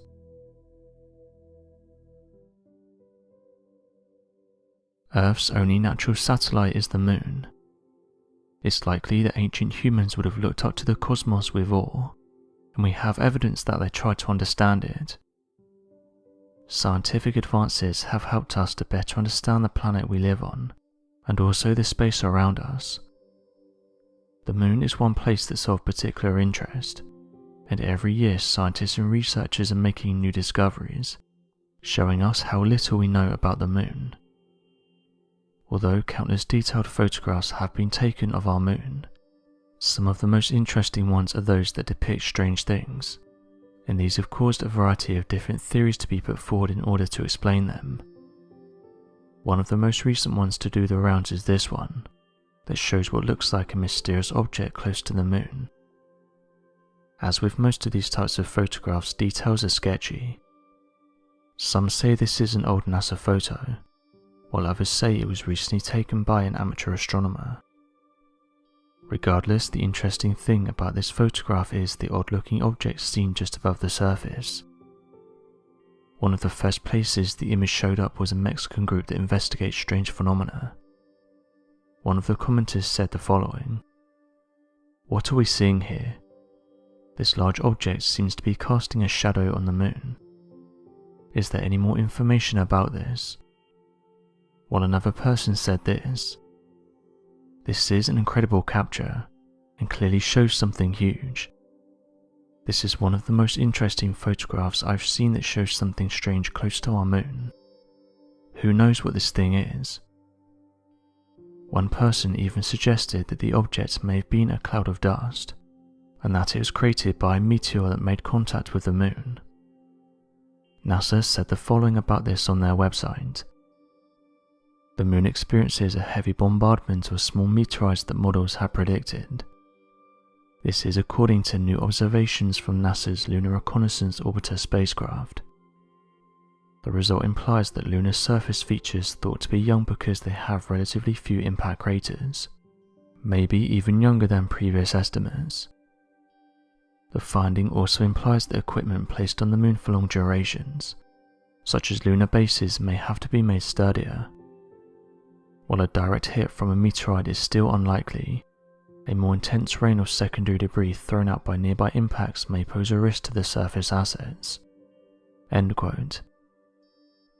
Others though said this may be an unidentified flying object, and notes that in recent years various different cameras have detected mysterious objects close to our moon, with amateur researchers saying that one of the best places to see these objects is via the International Space Station, as this man-made lab has various cameras mounted to the outside of it. Others even came forward in detail that they had seen mysterious objects while they were looking through their telescopes, but noted that they didn't have any camera equipment at the time, so were unable to document proof of it. This is just the most recent report in a long list of mysterious sightings, and although space agencies like NASA have said these objects are not of interest, and likely fall under the bracket of space debris or camera anomalies, others are not so sure, and notes that with all the recent reports of mysterious objects, perhaps there is some substance to these mysterious photographs. The government has admitted that these crafts are real, but we currently don't know what they are, where they come from, how they're able to travel at the speeds they do, what propels them, and how they can easily outmaneuver our best jets. One place that's been featured in the news a lot is that of the dark side of the moon. The dark side of the moon is a term that's commonly used to refer to the side of the moon that's further from Earth, the side that we can't see. Humans were not able to see the far side until 1959, when it was photographed by a Soviet probe, and the first craft to land directly on the far side didn't do so until January 2019. Despite its familiar presence in the sky, much of the moon's surface remains a mystery. Scientists have known for some time now that the moon's many craters extend all across the surface. Not only is the far side cratered, it actually holds one of the largest observed craters in the solar system, called the South Pole Aitken Basin. The basin is 2,500 kilometers in diameter, and it ranges up to 8.2 kilometers deep. It's thought to have been created by a massive impact from a meteor over 4 billion years ago. In the 1990s, a series of unmanned missions called the Galileo and Clementine visited the moon and took high-quality images of its far side. However, images were all we had to rely on until January 2019. A Chinese spacecraft called the Chang'e 4 achieved humanity's first soft landing on the far side of the moon, touching down in the center of the South Aitken Basin. After a year of study, the Chinese government released the raw information gathered by the Chang'e 4, including a revelation that stunned researchers. The mission had discovered a huge metallic mass located under the surface of the basin. According to researcher Peter B. James, they explained that the mass was like if scientists had taken a pile of metal 5 times larger than Hawaii and buried it underground. That's roughly how much unexpected mass we detected. One of the explanations of this extra mass is that the metal from the asteroid that formed this crater is still embedded in the moon. The 4.8 quintillion mass is so dense that it weighed the basin floor down by nearly a kilometre. The implications of this discovery are huge. Scientists can now closely study the results of interplanetary impact, and they can understand how foreign metals came to be on the moon and remain so close to its surface. The moon, our nearest and most often studied neighbour, may hold many secrets.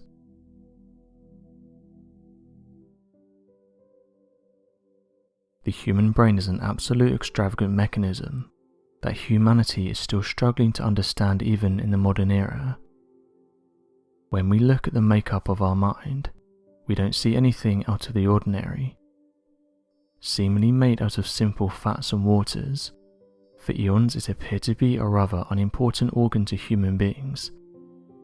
In fact, ancient cultures that valued highly the organs of the deceased and worked to preserve them so they may be used in the afterlife would cut up the brain and empty it out as waste, believing it to be of very little importance. It wasn't until the discovery of nerve cells that human beings began to realize the importance of the brain. Grey matter was then understood to be made up of hundreds of billions of neurons. In fact, the human brain has so many neurons that their purposes are still being outlined and studied today. What originally went from a clumping of water and fats became the command center of the human body. It became responsible for instinct, subconscious developments, conscious decisions, dreams, personality, behavior, emotions, hopes, information stimuli, and everything else that makes you who you are as a human being. All of it being run off electricity. You see, our brain is the most efficient computer there is. Running off the equivalent of 20 watts, our brain even at rest consumes 20% of our body's energy. Neurons send signals throughout our nervous system to stimulate cells and muscles, but react to these electrical currents generated by our brain.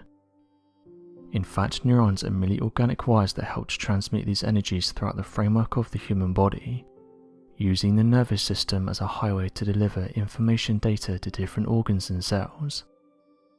So if our brain, our personality, everything we are comes from electricity, it is not hard to understand then that perhaps this is the mechanism of our soul.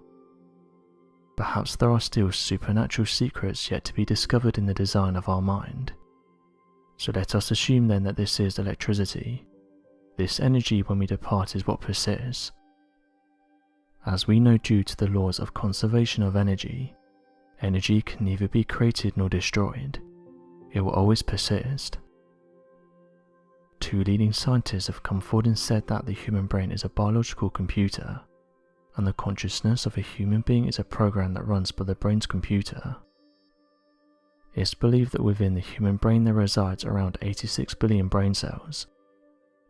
The soul is something that has made many people put forward different theories, with some saying that it's real, and that it's the energy that resides within our bodies, and that once we pass away this energy carries on into the cosmos, meaning that nothing really dies or ends, it just passes on in another form. There has always been a debate about the soul of a human and whether or not it goes on after life.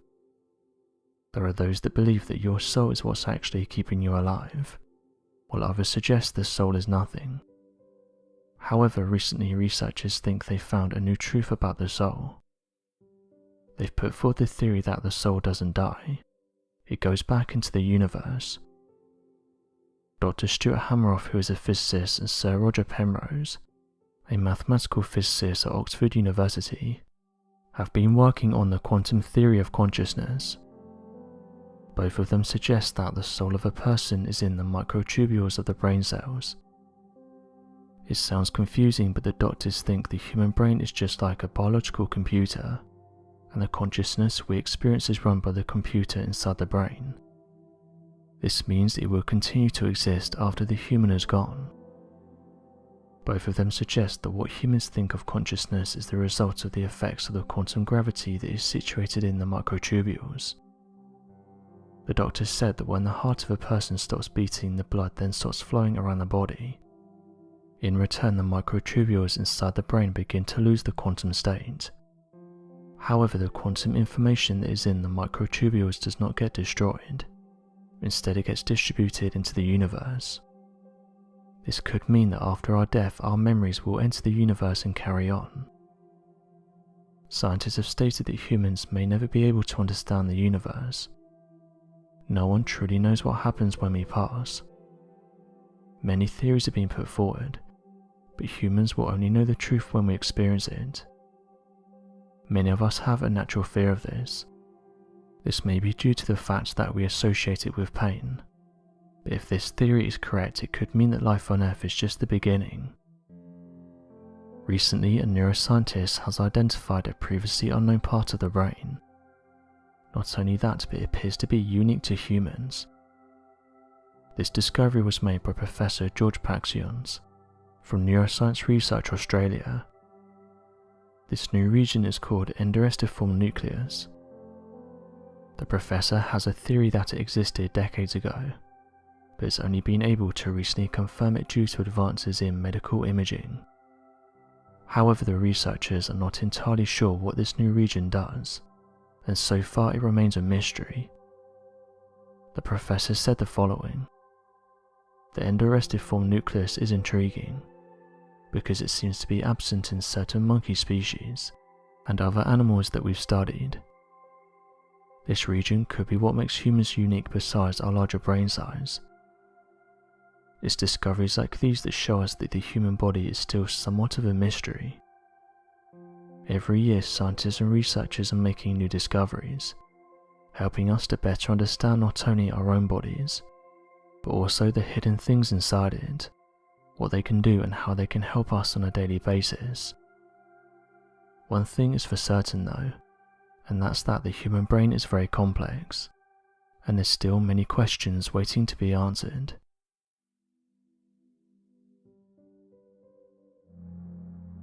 Those who have seen a costume of a plague doctor have said it looks menacing. The main feature of the costume was that of a mask that had a beak attached to it. Inside here would have been burning herbs. Those who wore these would have been doctors attending to those who were ill. One of the responsibilities of these doctors wasn't necessarily to go into these places to help heal people. Rather, their main role was to keep a tally of those that passed away. Charles Delorme was a French medical doctor who worked in several regions during the 17th century. He gained a wealth of knowledge and was the personal physician to members of the royal family, the main one being that of Louis XIII, who was the King of France. Charles is also known for being behind the creation of the costume worn by plague doctors. He said the following about the invention: "The nose is half a foot long, shaped like a beak filled with perfume. Under the coat we wear boots made in Moroccan leather, and a short sleeve blouse in smooth skin. The hat and gloves are also made of the same skin, with spectacles over the eyes." End quote. Historical researchers have said this would have been a terrible time to be alive. Those who lived during this era thought they were suffering because they angered God. This meant that some people would ask the doctors to hit them with the wooden sticks they would carry around. It's suspected that one of the worst things about being alive during this era would have been the smell. This is behind why the doctors would place flowers and herbs inside the beaks, saying that it's likely the smell would have been unbearable. One of the problems with this suit though was that in order to breathe properly, holes were poked into the beak.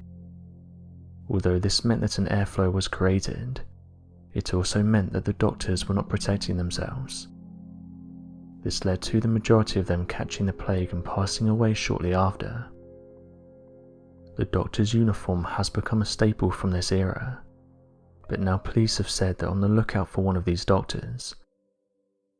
Residents close to Norwich have said they've been seeing a plague doctor walking the streets, with some saying that the individual would place their beak on the window and then look inside. When the news broke, it caused a variety of different opinions to be put forward. Some said that the dark humour was funny, and that perhaps the individual was just trying to make people smile during everything that's gone on, while others have said it's not funny, and whoever is behind this has been worrying the locals. Police have come forward and said they're keen to offer words of advice to the individual, and say that it's not an ideal time to be dressing up as a 17th century plague doctor. The person was dressed in the traditional clothing from this era, sporting a long black coat, a hat that had the iconic beak attached to it and large boots. Some of the first images of the individual were shared to the Norwich Facebook group, saying that they were worried that this individual is just roaming the streets, and said that something needs to be done as children who see them are getting scared. Police have said they want to speak to the individual about their actions, but others have said it's unlikely they'll be caught as they haven't been seen in a while. One local who took photos of the doctor said the following: "It's like 20 degrees and he's walking around wearing a full black suit. It looks ridiculous. It's clearly for attention, because normal people just wouldn't do that." End quote. Another local said the following: "I was just sitting there and I was getting angry as my mum has a phobia of masks. I know that even in the daylight, if she was to go around the corner and bump into him, she'd be scared. Kids would also be frightened, and also my mum would be frightened." End quote. While this person said the following: "People getting annoyed about a guy dressing up like this seriously are the worst. It's really not that big of a deal. People need to relax and enjoy the show. I think whoever is behind this is funny. It made me laugh when I read the story. It's not that deep and people need to relax." End quote. One user said that people shouldn't be laughing at them as it's not funny, saying that if she sees the doctor again she will get into contact with the police and work with them in finding the individual. A Norfolk police spokesman said the following: "Officers have been made aware of an individual who was seen walking around wearing a plague outfit. Although no offences have been committed at this time, officers are keen to trace the individual in order to provide words of advice about the implications of his actions on the local community. Should any further information come forward about offences being committed, we will act accordingly." End quote. Another person spoke out about this, saying the following: "I think this is hilarious. I heard about people getting annoyed about this, but I think the person is probably just trying to make people smile. Perhaps this was their Halloween costume they didn't get to wear this year. At least they made the news." End quote. While another person said the following: "I can see why people would laugh at this, but it's not funny when you have children. Although I didn't see them, I can believe the stories shared by parents who said their children cried when they saw them. It's not funny, and this person shouldn't be doing it during a time like this." End quote. Since the reports have been made, there haven't been any reports since. The community who reported the incident have said they're happy the individual was stopped, saying that everyone can now relax and get on with their lives.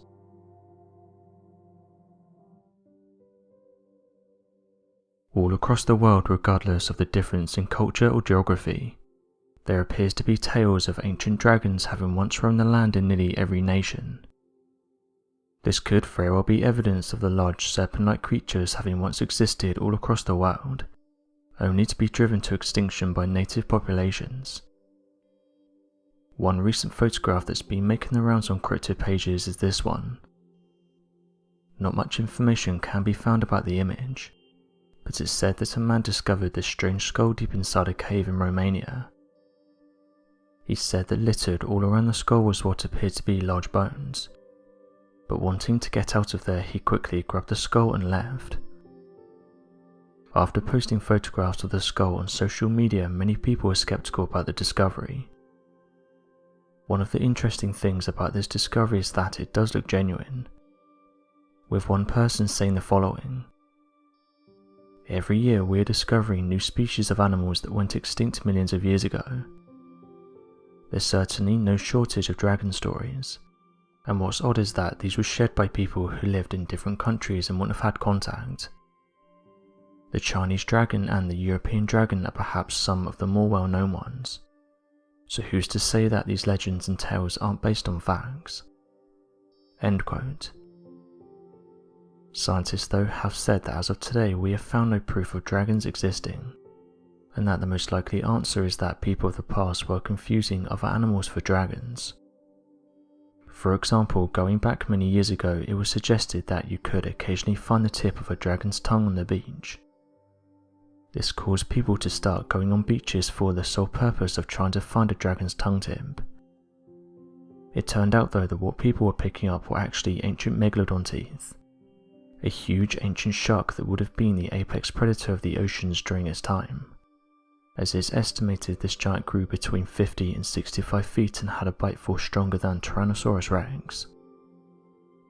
Others who saw this image went down a different route and suggested that the skull is in fact real, but people are misidentifying what they're seeing. This skull likely belongs to that of a mosasaur, a large marine reptile that used to swim in our oceans millions of years ago. Their remains are commonly found in countries such as that of Morocco that have rich deposits of these types of fossils.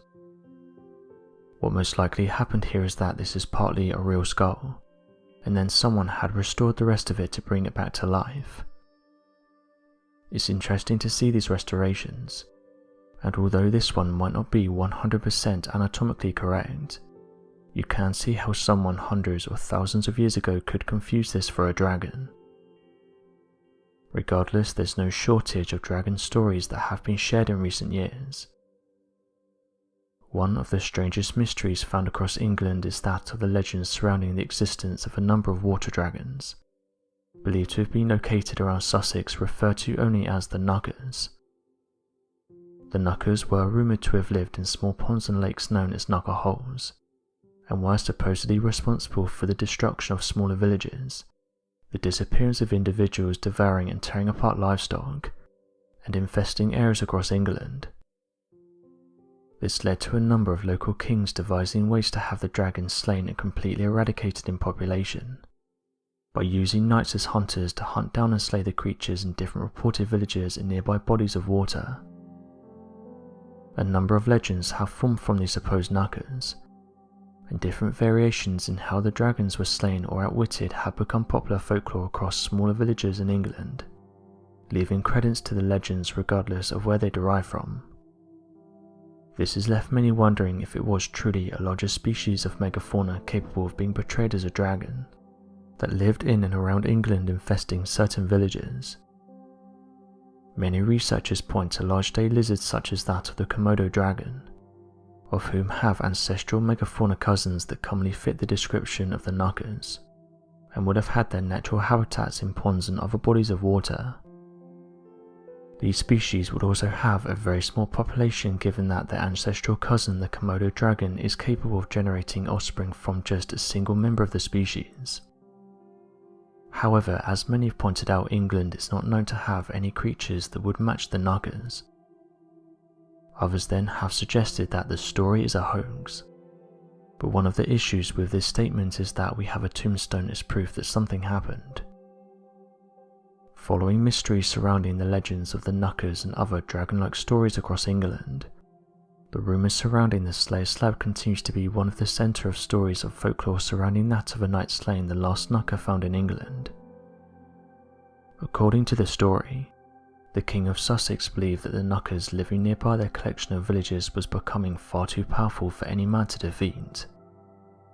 This led him going to a wide variety of knights in the hopes that a small army could be formed, but no man was willing to fight for the king to slay such a beast. It was not until the King of Sussex offered his daughter's hand in marriage that a single knight came to the King of hopes of defeating the dragon, and wedding the Princess of Sussex, of which normally would have been an impossible ceremony to perform as knights were prevented from being romantically connected with royal figures. The knight would go on to slay the dragon when finding it residing in a small pond referred to as Knuckleholes. This was located near Lyminster, earning the title of the Slayer after accomplishing such a feat. After the beast was defeated, the knight returned to marry the daughter and later settled down in Lyminster for the rest of his natural life. The Slayer would later pass away in the town and would lead to the rumours of the Slayer's Slab, an unmarked gravestone located at a church in Lyminster that has no name or markings on the tombstone except for that of a cross overlaying a herringbone pattern that led many people to believe it's the grave of the Slayer that defeated the last dragon of England.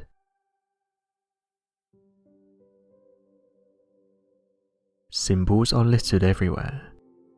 Symbolism has been used in advertising for years, and one of the reasons behind this is because it's very effective. Key messages are put in advertising to make you subconsciously remember them. Again, this has been proved time and time again to be very effective. As time has gone on though, people are becoming more aware of these messages. It has even turned into somewhat of a game, with people trying to find these hidden messages on purpose. One of the more light-hearted sides to this is things like Easter eggs in movies. As people have become more aware, it's caused some strange symbols to be brought to light. One of the most mysterious ones was captured on a plane's engine covers. Images soon started to be shared on social media in August of 2020, showing engine covers that had the all-seeing eye and the Freemason symbol. This immediately caused people to question why they had these symbols on their plane, and that they could be connected with certain high-up groups. Deeper meanings were then put forward by amateur researchers, with one person saying the following: "Symbolism will be their downfall. They have a problem with showing things like this in plain sight. They've been caught out before and it will happen again. Some people ask me why they do this in plain sight, and the short answer is they do this to mock us. People need to open their eyes and observe what's going on around them." End quote. However, not everyone got on board with this idea, with this person saying the following: "Let's use logic. If there is a secret group, are they really going to put their logo on a plane cover? Everybody would see it. The most likely answer here is that it's just one of the crew members messing around. They likely did it for a reaction, and it worked." End quote. Not everyone believed this though, and some even contacted the airlines directly demanding a response to the strange symbols. To some people's surprise, the company actually replied to some of these individuals. This was one of their replies: "Aircraft engine cover art is a thing. As you can see, the yellow tape can sometimes be used quite creatively. We've obviously got a few engineers who are fans of the Da Vinci Code, but we've asked them to stick to emojis and smiley faces." End quote. Others though say this isn't the end of this debate, and go on to say that symbols are placed on certain objects for a reason. But what do you make of these interesting symbols? Do you think it was just one of the workers messing around, or do you think these symbols are the real deal? Over the past couple of centuries, archaeologists have come across millions of artifacts belonging to ancient civilizations. While most of these artifacts have been identified and accurately dated back to their time, there are some mysterious out-of-place artifacts that no one seems to have a clue about. These artifacts are found in unusual contexts and they challenge the conventional historical record. Such artifacts are often considered to be too advanced to have been created during ancient times, and they've often sparked debates among archaeologists and historians about who created them and where they came from. Out-of-place artifacts are described as objects that are found under strange circumstances, and that challenge our modern-day understanding of history. One interesting discovery that was made in Ecuador has become known as the Lost City of Giants. Local legends once told of huge prehistoric cities built by giants, and these were hidden in remote jungles of South America. This was a time when the world was supposedly part inhabited by giants, who in turn created huge monuments pointing to their existence. Modern-day explorers heard of these stories, and looking to find facts behind fiction turned to local tribes familiar with these jungles. It turns out these tribes knew exactly what the explorers were talking about, and led them to what was now a holy site, and a place of worship to the powerful spirits of this lost city of giants. Fighting their way through dense undergrowth and thick trees in a remote part of Ecuador, the researchers were taken to a jungle clearing. There before them was a set of megalithic structures, massive prehistoric monuments built up of enormous stones. The largest was an 80-meter by 80-meter wide pyramid that was made out of boulders that couldn't have been less than 2 tons each. All the stones were perfectly aligned, with sharp edges and a slope built at a 60-degree angle, and also having the look of a paved wall. These looked to be sculpted by human hands. To add further to this speculation, whilst plants had over time grown across these monuments, the researchers discovered that beneath these slow-growing plants the stones were held together by the thick layer of an impenetrable substance, akin to concrete, and similar to materials used in the era of construction of the Mesoamerican pyramids. And it wasn't just these giant pyramid structures discovered in this city of giants that were most significant to the researchers. Further impressive discoveries were the things that possibly helped build these monuments in the first place. Oversized manufactured tools which were found lying nearby and clearly centuries old. These were hammer-shaped objects, with solid stone hammerheads whose wooden handles had deteriorated over time. But with the addition of the handle, it would have been impossible for the local people of the time to use these objects in any practical way, let alone build such precise structures to stand the test of time. For these archaeologists that found the lost city of giants, these clearly unnatural formations are the most material evidence that show that in the past, giants did perhaps inhabit the earth, leaving huge cities and megalithic structures in their wake. Debate still rages on, however, following this discovery. Researchers looked to the Ecuadorian Ministry of Culture to help them with their findings and prompt further research. Strangely though, instead the government saw this pyramid-shaped structure as a natural formation, ignoring all the other evidence. However, the team that helped bring this discovery to light believe that there's many indicators that point to the truth. The colossal boulders, the intricate construction, and oversized tools are all clear signs that this was not a natural formation, but a clear sign that in the distant past humans of mythical sizes walked the earth, especially in the lost city of giants. Over 250,000 individuals are reported missing every year, with estimates of actual missing person cases that are left unreported pushing that total to more than 300,000. With that many reports, it's no wonder that a vast majority of these cases are left unsolved. In some of these cases though, law enforcement are able to unravel the mystery of what happened to the individual. But if history has told us anything, it's that sometimes we should look closer to home when investigating these cases. The case of Brittany Gosney and her son only lasted for a few days. Brittany Gosney had approached authorities and reported that her 6-year-old son went missing. This was around the Ohio area. The fire was created on Sunday, but the story soon took a turn later on that day. The police were informed that the child wasn't actually missing, but rather something had gone down between the mother and child, whose name was James. After being tipped off, the officials made their way towards a lake, and once they reached here they soon started to make a sweep of the area, hoping that they wouldn't find anything. The officials said that as of right now the boy has not been found. Shortly after this investigation though, the officers started to unravel what had happened.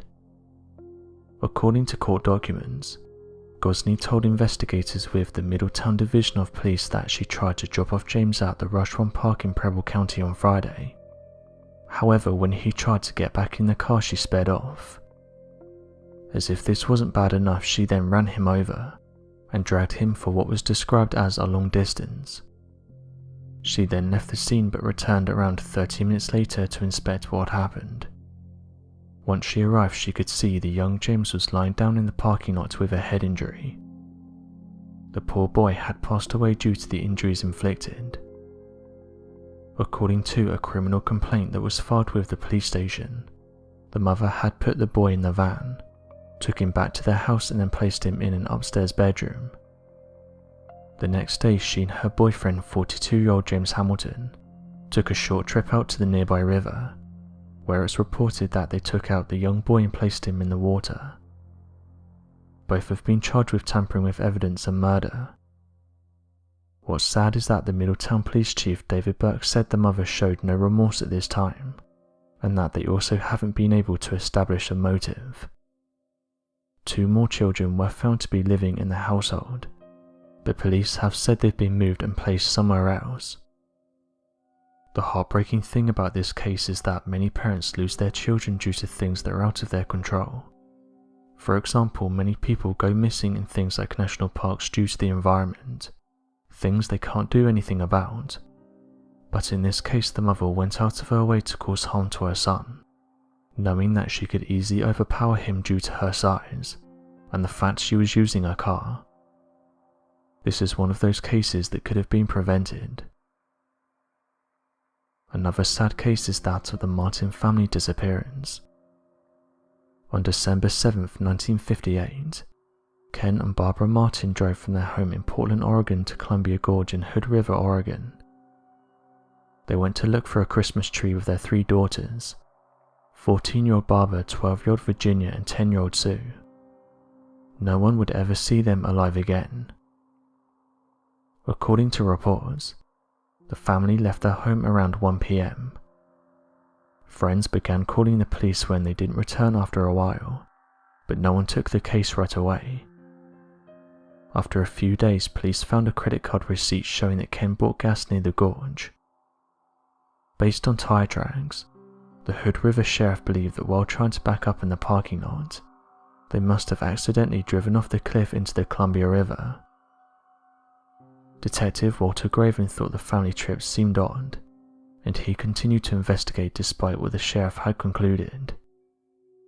While inspecting the tire tracks, he also found paint chips nearby. He sent the chips to be examined at an FBI crime lab, and they confirmed that the chips matched the Martins family car. Someone found a gun close by near a car that had been stolen and abandoned. Although they turned it over to the police, the gun was never used as evidence in the case. It was covered in blood, leading Graven to believe it was used to beat someone to death. Graven eventually connected the gun to the parent's son, 28-year-old Donald Martin, who was in the Navy at the time. Years before this, Donald had been accused of stealing a gun while working in a sporting goods store. It was believed that this was the gun that he supposedly stolen. Graven found out that Donald didn't have a great relationship with his family, and that he'd never came back to Oregon to look for his family. Graven believed that Donald must have had something to do with the family's disappearance, because no one else seemed to have any motive. In May 1959, the bodies of Virginia and Sue were found floating in the river. According to the report, the death of both girls was caused by drowning. Virginia also had a hole in her head, which only led to more questions. Unfortunately, it was never confirmed what caused the hole. Donald didn't attend the memorial service, but he did meet with Detective Graven in June. He told Graven he didn't know of anyone who wanted to hurt his family, but that he didn't believe it couldn't have been an accident. The story stayed in the news for almost a year after the family's disappearance. Many investigators and journalists have tried to find out what happened, but no one has been successful. Graven has always said the case probably wouldn't be solved unless they could find the car and the other bodies. Before he died in 1988, he gave his notes to Jay Waterbury, who worked with the Dallas Police Department. Waterbury has hope that one day this case will be solved. Soldiers are easily some of the bravest people on the planet. They're sent to places that many of us will never visit, and see man-made horrors play out in front of their eyes. Although soldiers have hundreds of stories to tell, some of the most interesting ones are those that detail mysterious creatures. One interesting account is that of military soldiers that encountered a mysterious being. The story goes that back in 2002, a military unit encountered a giant being in Kandahar. American soldiers were trekking up a mountainside when they saw signs of a large being. These included things like large footprints. As the soldiers went to investigate the area, they said they could hear loud grunting noises. Shortly after this, the team said they were ambushed by a large humanoid. They reported it was around 13 feet tall and had red hair. It had 6 fingers on each hand and was hostile towards the military unit. One of the men unfortunately didn't make it as he was pierced by the giant's large spear. The giant was said to be dressed in animal skins. The reason the team was in the area was because another military unit had gone missing, and so a rescue mission was planned to see what happened and hopefully bring back any survivors. After the soldier got pierced with the spear, it then turned its attention to the rest of the group. The others quickly fired at the giant, hitting it all over its body. They continued to do this until the giant dropped to its knees. After this, the unit reported it to their superiors. They gave them clear instructions to hide the body and stay near it, ensuring that no one nearby saw what they were trying to hide. After this, the body was taken to a secure location, and high-up officials told the soldiers that they were never to speak of this again. Another strange encounter is that of the jinn. According to the ancient scriptures seen throughout the Middle East, the jinn are often referred to as the people of the fire, and seem to be as old as the universe itself. Scholars have noted that the word jinn most likely comes from the Arabic root word jan, to which roughly translates to mean to hide or to conceal, which gives us a clue as to the nature of the jinn, of which were often regarded as creatures of whom would attempt to conceal themselves from man. The Quran then clarifies that the existence of the jinn first came about during the act of the creation of the universe, and that the jinn came into existence after being created from a smokeless fire, similar to that of electricity and much purer energy. These stories in fact match that of the Judaism interpretation of the creation of Lucifer, of whom was also crafted from fire, and not that of light similar to other angels. The jinn were then described as being more accurately referred to as the people of the fire, and that they would exist in a plane that rested slightly above us but still within our world, slightly out of the reach of any natural senses. Additional information as to the origin and spreading of the jinn gets a little hazy, but references are made of the jinn assisting ruthless kings and rulers, and even helping with the building and construction of many cities and places of immense power. Given the fact that the jinn are often described as being unable to be seen or sensed by our natural senses, and constantly attempting to evade detection of all kind, it's no surprise then that the main focus of the power of the jinn circles around its ability to take any form. It's believed that the jinn have the ability to take the form of any animal or person, and that they often use these tactics to get away from someone pursuing them, or to trick loved ones of an individual into doing something for them. The only way for someone to be certain of whether or not the creature is a jinn is to look into its eyes. According to legends, the jinn's eyes are constantly blazing like a fire, and that they can be seen in the eyes of any form that they take. Jinns also possess supernatural abilities, such as that of possessing an individual to take control of their body, being able to predict the future and being able to perform superhuman feats that are otherwise unexplainable in the physical world, such as speed, flying, vast intelligence, fluency in any language, and a vast amount of unending skills. Definitely seen as one of the strangest reports of modern-day encounters with the jinn was a military encounter seen in Iraq back in June of 2003.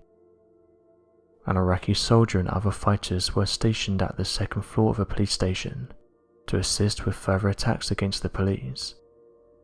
This was between the locals and the law enforcement of the city. a lot of people were confused by the sudden attacks by the police, and so one of the main purposes of the Iraqi army assisting with safety was to uncover the reasons as to why such disturbances were taking place. In one of the reports taken by an Iraqi military squad stationed for 24/7 surveillance, they claimed they encountered several jinn, of whom were watching and patrolling the station. The report details that they believed the individuals to be jinn due to the fact they had glowing red eyes, and seemed completely unfazed by the bright surveillance lights used to blind passbyers, of whom attempted to get close to the station at night. Shortly after the report was filed, the whole entire station was attacked and every soldier and police in the department passed away from injuries. It then circulated that the jinn were at the centre of the attacks, and the majority of the disturbances were caused by the jinn waging plans of attack. After the report surfaced, the attack stopped, with many locals claiming that the jinn went back into hiding after they were discovered. The military and Bigfoot. The military and Bigfoot seem to have a strange relationship. One of the last places you'd expect to see a Bigfoot would be near a military base, yet various stories have been told of these ancient creatures getting into these secret locations, and not only that, but shortly after seeing this creature there appears to be various reports of UFO sightings throughout the area. Oddly enough, according to MUFON or the Mutual UFO Network, it appeared that the third most common sighting of an alien being was that of a Bigfoot. Many people with whom encountered strange UFO sightings wrote witness reports of saucers landing and a Bigfoot coming out, or encountering a Bigfoot in the forest only for it to disappear like a ghost, and moments later to see a nearby unidentified flying object begin to immediately take off into the sky. These cases also do not include single encounters with the Sasquatch, and only include reports regarding a definitive extraterrestrial account. It's for this reason that Bigfoot might be an extraterrestrial creature, instead of a naturally evolved one. American soldiers have gone on to detail seeing these creatures around bases and while on missions. One of the most famous creatures that resembled a Bigfoot was given the name of rock ape. Referred to by American soldiers as rock apes, consistent reports were made by a wide number of platoons of giant humanoid creatures. One veteran wrote the following report: "Serving with the 101st Airborne in the mountains of Vietnam, I saw the rock apes on many occasions. They were as large as a big man and usually were in small groups of 2 or 3 unlike Bigfoot, but were bigger than most men and smaller than Bigfoot. They were spotted on days, but would also set off our trip flares at night." End quote. So what do you make of these 3 interesting stories? Be sure to leave your questions and answers in the comment section below, and help us to grow this community while working to solve these unexplained mysteries. Thank you for watching, and don't forget to subscribe for more videos.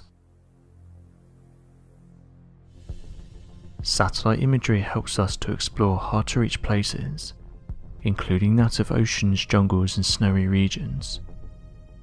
One place of interest is that of Antarctica. Scientists and researchers have made countless discoveries in this region, helping them to better understand its environment and the mysterious life forms that call this place home. Some might think that after centuries of technological advancements, we would have finally begun to understand the planet we live on and the impact that we have on it. This couldn't be further from the case, and while at times it seems that this may be true, just when we think we know as much as we can, a discovery will turn our knowledge on its head and make us realize that despite the wealth of information out there, there is still so much that we don't yet know. Although in recent years various interesting discoveries have been made in Antarctica, which I'll touch on shortly, it's perhaps the more mysterious ones that grab people's attention. For years now, people have claimed that Antarctica is home to many mysteries, including secret bases, mysterious archaeological discoveries and advanced crafts. As of right now, governments and scientists have said there's no proof that mysterious crafts have been found here, and although that may be the case, it hasn't stopped people from finding strange things in the Antarctic ice, one of the most recent ones being that of a strange structure that allegedly appeared, with another object that's dividing people, with some saying that it's a secret base, while others have said it appears to be an unidentified flying object, and that you can see that it's casting a shadow. The first object is this one, and it was posted online not too long ago, and shows what looks like a boomerang-shaped structure on top of the ice. Theories for what this is range from a secret base to an archaeological artifact that's now visible due to melting ice. Some theorists believe that advanced ancient civilizations may have reached Antarctica in the past, and due to melting ice and glaciers there may be countless archaeological artifacts waiting to be found. They point to these strange looking structures as evidence of this theory, and even go on to say that some of these areas that show these mysterious artifacts sometimes get blacked out, proving that they don't want people knowing about these discoveries. The reason why some people don't think these are normal research bases is because they suddenly show up, and that before this there was no sign of them. As with most of these discoveries though, we have limited information and photographs to go by, so what these depict is up for debate. Another discovery that caused various ideas to be put forward is this one. Someone posted this video online showing what looks like either a small building or a flying craft, saying that they couldn't explain what it was, and wondered if anyone had seen anything similar. As mentioned earlier, theories for what this thing is range from a small research station to an unidentified flying object.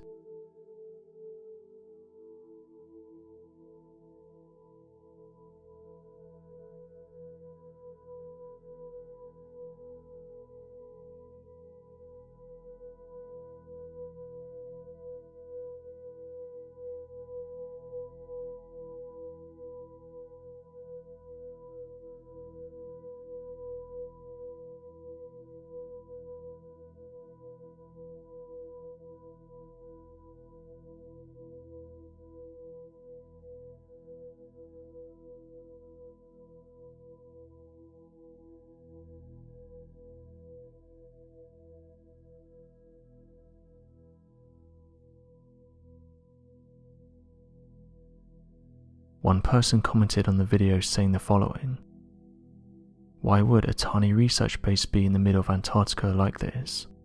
Could it be a weather station?" While another person said the following: "I know that some people are saying that it looks like a building, but to me both of the objects appear to be hovering, as you can see both of them casting a shadow on the ground. I'm not saying that these are unidentified flying objects, but it does look like they're flying. I've seen similar looking structures in Antarctica, and no one seems to know where these things come from.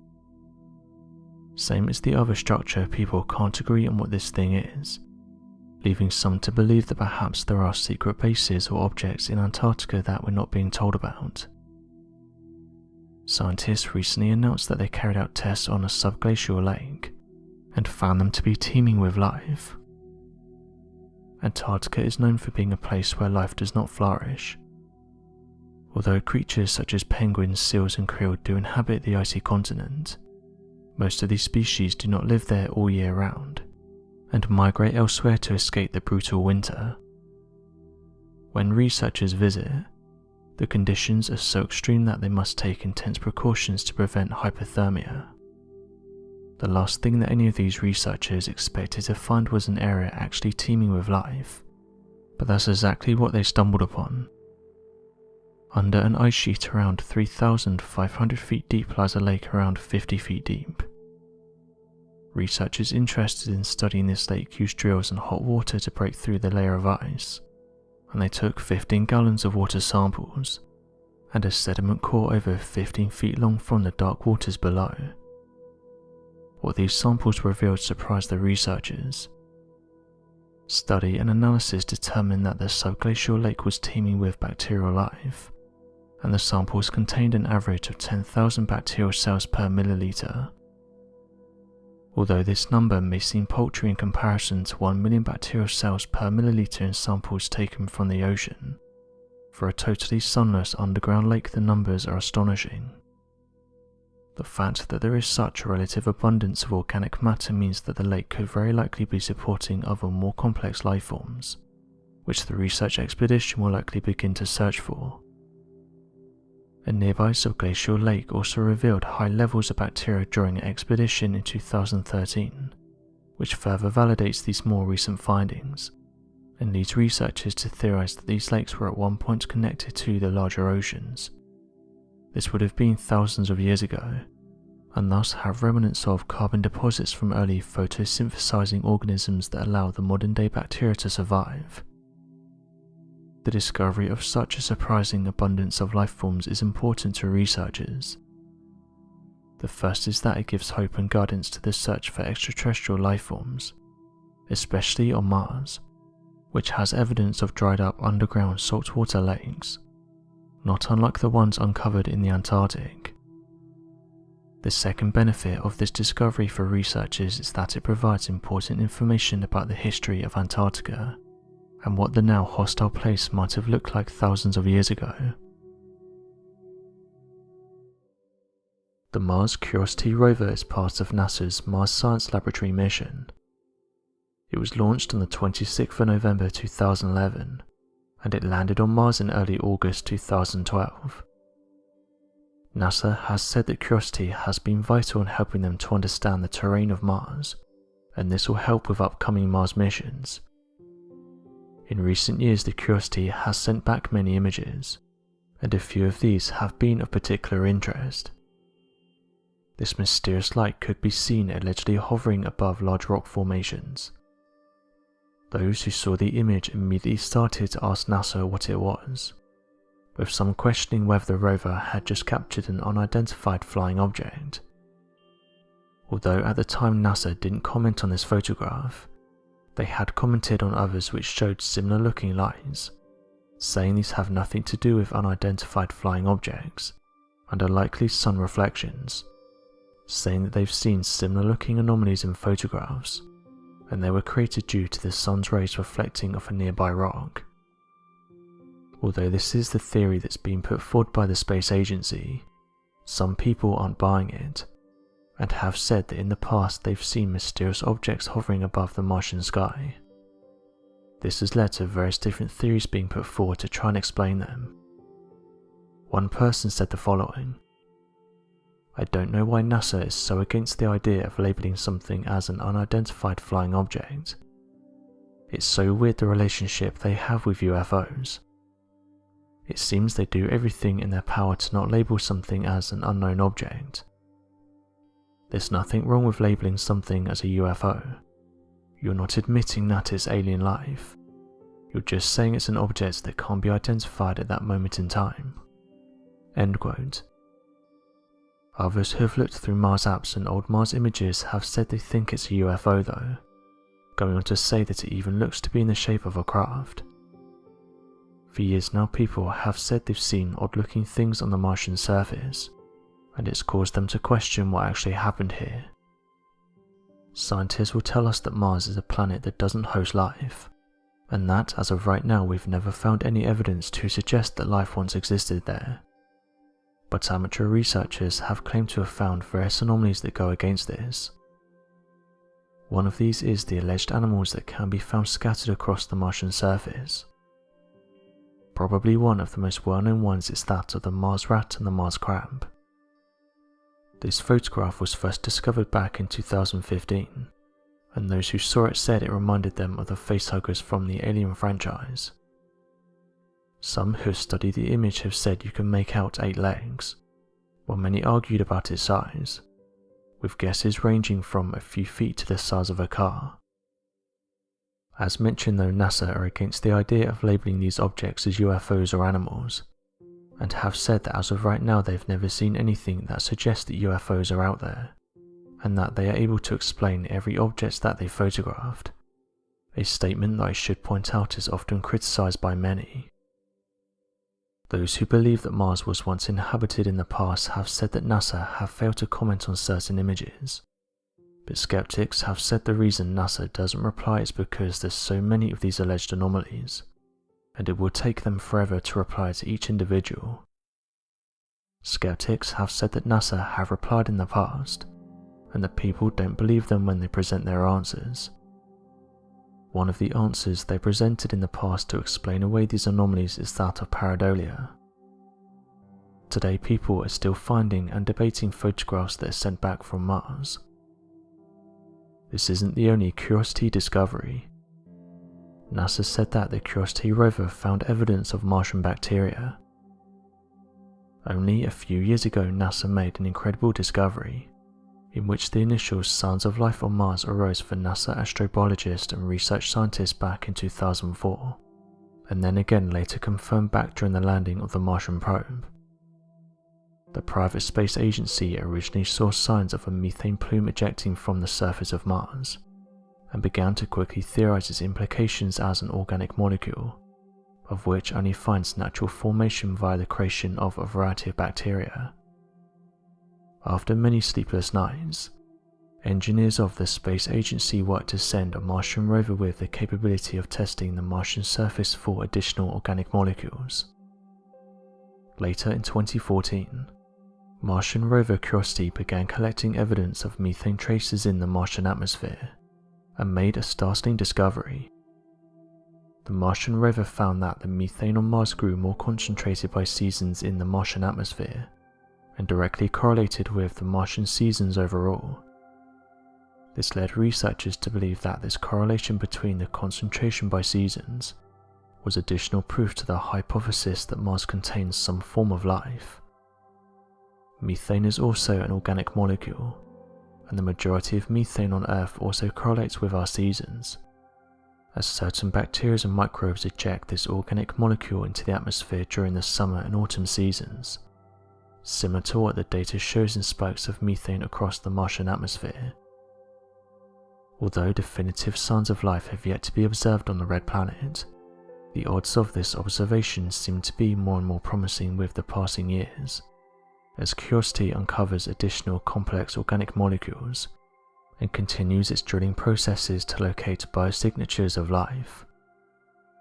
This has led many researchers to theorize that the formation of these bacteria could have taken place over millions of years, as well as the fact that there could have been at one point in time far more complex life on the surface of Mars before the complete removal of its atmosphere, leading to a number of extremophiles still existing on the Martian surface today. As of right now, NASA plans to put humans on Mars by 2033. SpaceX have said they plan to be the first to put humans on the red planet, saying that they want to do this by 2030. In recent years, Barbados has been the home of many mysteries. Barbados is around 120 miles from St. Vincent, but the island is getting hit by some of the debris of the volcano. The volcano, which is located in St. Vincent, erupted last week. It's been dormant for over 42 years, and not only is it affecting St. Vincent, but also the neighbouring islands. Researchers have said that Barbados has been hit quite badly, and that things like travel could be restricted. Officials have also said that more eruptions are likely, and that residents need to stay inside the green zones for their safety. During all of this though, one of the last things you'd expect to come from this event is that of UFO sightings, yet a few reports have come from the island, in which residents have detailed seeing odd crafts in the sky. Delilah, one of the local residents, said the following: "Although a lot of people are busy with everything that's going on, some of us have noticed strange things in the sky. There's crafts that's zipping around above us. These things are fast. I've never seen anything like them before, and I'm not sure what to compare them to. They are much faster than planes, and seem to be interested in the volcano." End quote. Although not much came from this report, this person wasn't the only one who had seen these crafts. Others backed this up and said that neighbouring islands also experienced an influx in sightings. Interestingly, amateur researchers who have studied UFOs have said this is nothing new, and that these crafts seem to be interested in things like natural disasters. In fact, one place where mysterious crafts are often seen is that of Mexico. The Popocatépetl is an active stratovolcano, and its name translates to Smoky Mountain. This is fitting as the volcano is quite active. However, over the years it's been making the news for a different reason. Various webcams are pointed at the volcano, which gives users a good view of it from the safety of their home. But it's not just ash plumes and clouds that have been witnessed at the volcano. Many people have come forward and said they've witnessed unidentified flying objects. These aren't just stories either. People have managed to take photographs and screenshots of the objects while above the volcano. The most commonly shaped objects that are seen are the disc and cigar. However, various other shapes have been seen. This has caused UFO researchers to label this place as a UFO hotspot. Yearly, many of these objects get reported, and although some of them do eventually get explained, many of them remain a mystery. One of the most recent ones was captured on a webcam on the 20th of April in 2020. The object in question appears to be a glowing orb. These are often reported by people worldwide, and they are known for being difficult to photograph, as they just appear as a glowing object. The mysterious-looking objects can be seen flying out of the volcano. Interestingly, this matches many other reports. Others have said these unidentified flying objects have been seen flying both in and out of the volcano. This begs the question, why are these objects so interested in this volcano? No other volcano on our planet is as active as this one, in terms of having strange objects witnessed around it. UFO researchers have said that whenever our planet has a natural disaster like a tsunami or a volcanic eruption, mysterious crafts are usually reported in the sky by residents close to the area. It's not entirely understood why this is, but some researchers have said these events always seem to attract them. However, people disagree on what these things are. As with most UFO sightings, you have those that think these are unidentified flying objects, while others have said they could be things like debris. In the case of the volcano in Mexico though, residents have captured these things flying in and out of the volcano. Others have said these objects could be a natural phenomenon like ball lightning. Ball lightning is the strange occurrence of when the conditions appear to be just right, and the static discharge of a normal thunderstorm creates what appears to be a floating ball of pure lightning. Not only do these strange unexplained instances of ball lightning create an unexplainable perfect spherical shape, but they also appear to move erratically through the sky, and have often been mistaken as alien encounters. Some don't buy this theory though, and have said these unidentified flying objects appear to be interested in mountains and various volcanoes across our planet. In the last 50 years, thousands of UFO sightings have been reported in and around volcanoes. One of the most recent videos shows what looks like a large cigar-shaped object flying into the volcano, with some viewers even saying that when it enters the volcano spits out some ash. What's odd is that residents have been reporting these sightings for years now, and some even claim this volcano is like a sort of portal, and it seems to attract these crafts, while others have reported they've seen things flying out, only for them to fly away into the night sky at extreme speeds. These crafts come in different shapes and sizes, with some of the most commonly reported ones being that of the disc, the orb, the triangle and the cigar.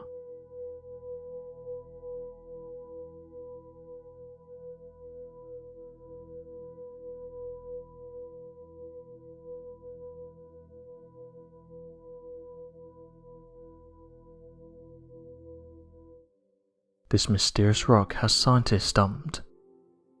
The Chang'e 4 lander and the Yutu-2 rover have started exploring the lunar terrain once again. This was after the robotics went into a state of hibernation, and this was due to cold lunar nights. Its most recent discovery comes in the form of a mysterious-looking rock, which researchers have said is an exciting discovery. This strange rock was soon referred to as a milestone, with the China National Space Administration and mission scientists agreeing that further inspection of the rock was needed. According to the team, they have said they aim to go in for a closer look, and that they will analyse the rock using the visible and near-infrared imaging spectrometer instrument. This instrument has been used in the past to investigate other strange-looking rocks. Dan Moretti, NASA's postdoctoral program fellow at the Goddard Space Flight Center in Greenbelt, said the following to Space.com. Repeated impact stresses from thermal cycling and other forms of weathering on the lunar surface would all tend to break down rocks into more or less spherical shapes, given enough time. I would definitely guess an origin as impact ejecta from some nearby crater." End quote. In recent years there's been a lot of special interest in the dark side of the moon. This popular term refers to the fact that the same physical half of the moon is always facing Earth, which in turn means there's a dark side. One of the most recent announcements to come from the mission was that another Chinese rover had discovered a strange gel-like substance. At the time it wasn't known what the gel was, causing various people to put forward their theories for what they thought it could be. However, it's now been announced by scientists that they figured out what the substance was.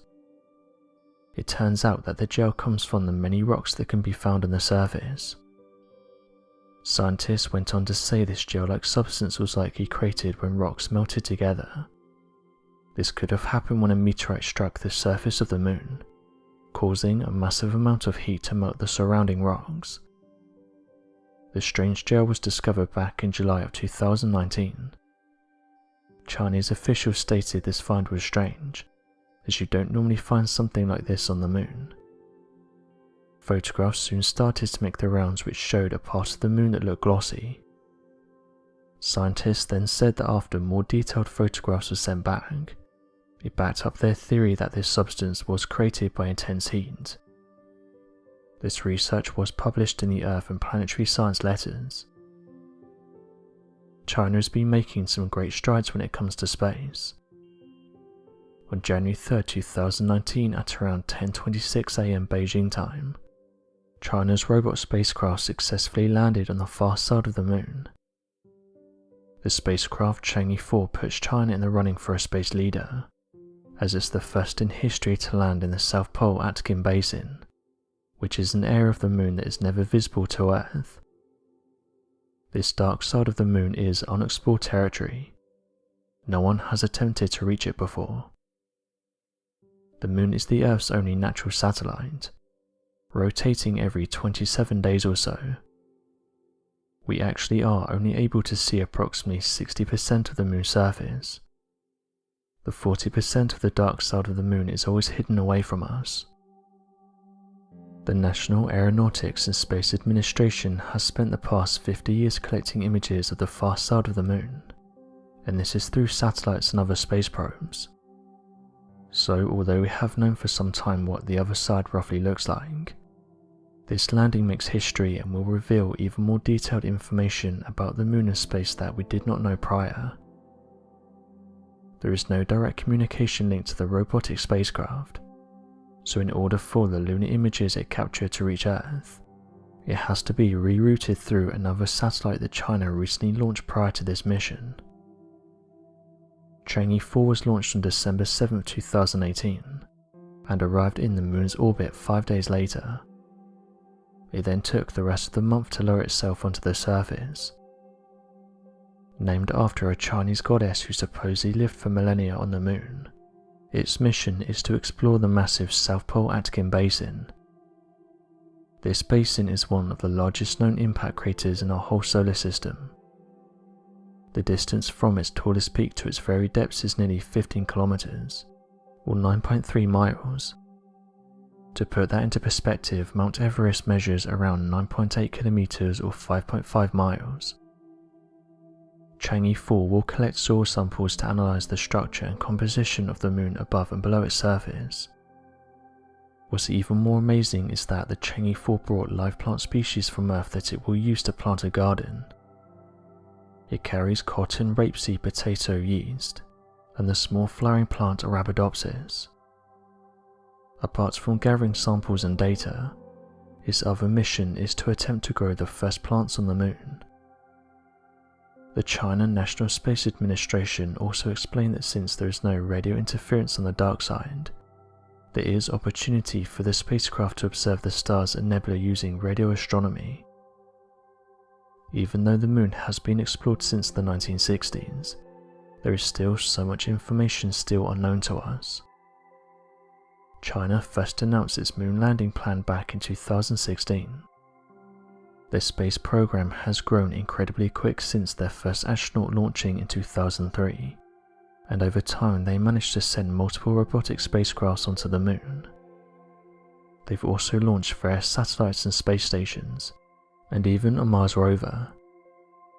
It's amazing to think how far we've come technologically. China has also revealed their plans to create a nuclear fusion reactor that will reach extreme temperatures similar to those found at the Sun's core. They claim that their artificial sun will be able to burn up to 360 million degrees Fahrenheit, around 12 times hotter than our Sun. Nuclear fusion on the Sun occurs when two hydrogen nuclei fuse together to form a heavier helium nucleus, thus releasing an intense amount of energy during the process. Their device is called the Experimental Advanced Superconducting Tokamak. A tokamak is a ring-shaped device in which the hydrogen is heated to extreme temperatures and turns into plasma. So what do you make of these recent projects and discoveries? Be sure to leave your questions and answers in the comment section below, and help us to grow this community while working to solve these unexplained mysteries. Thank you for watching, and don't forget to subscribe for more videos.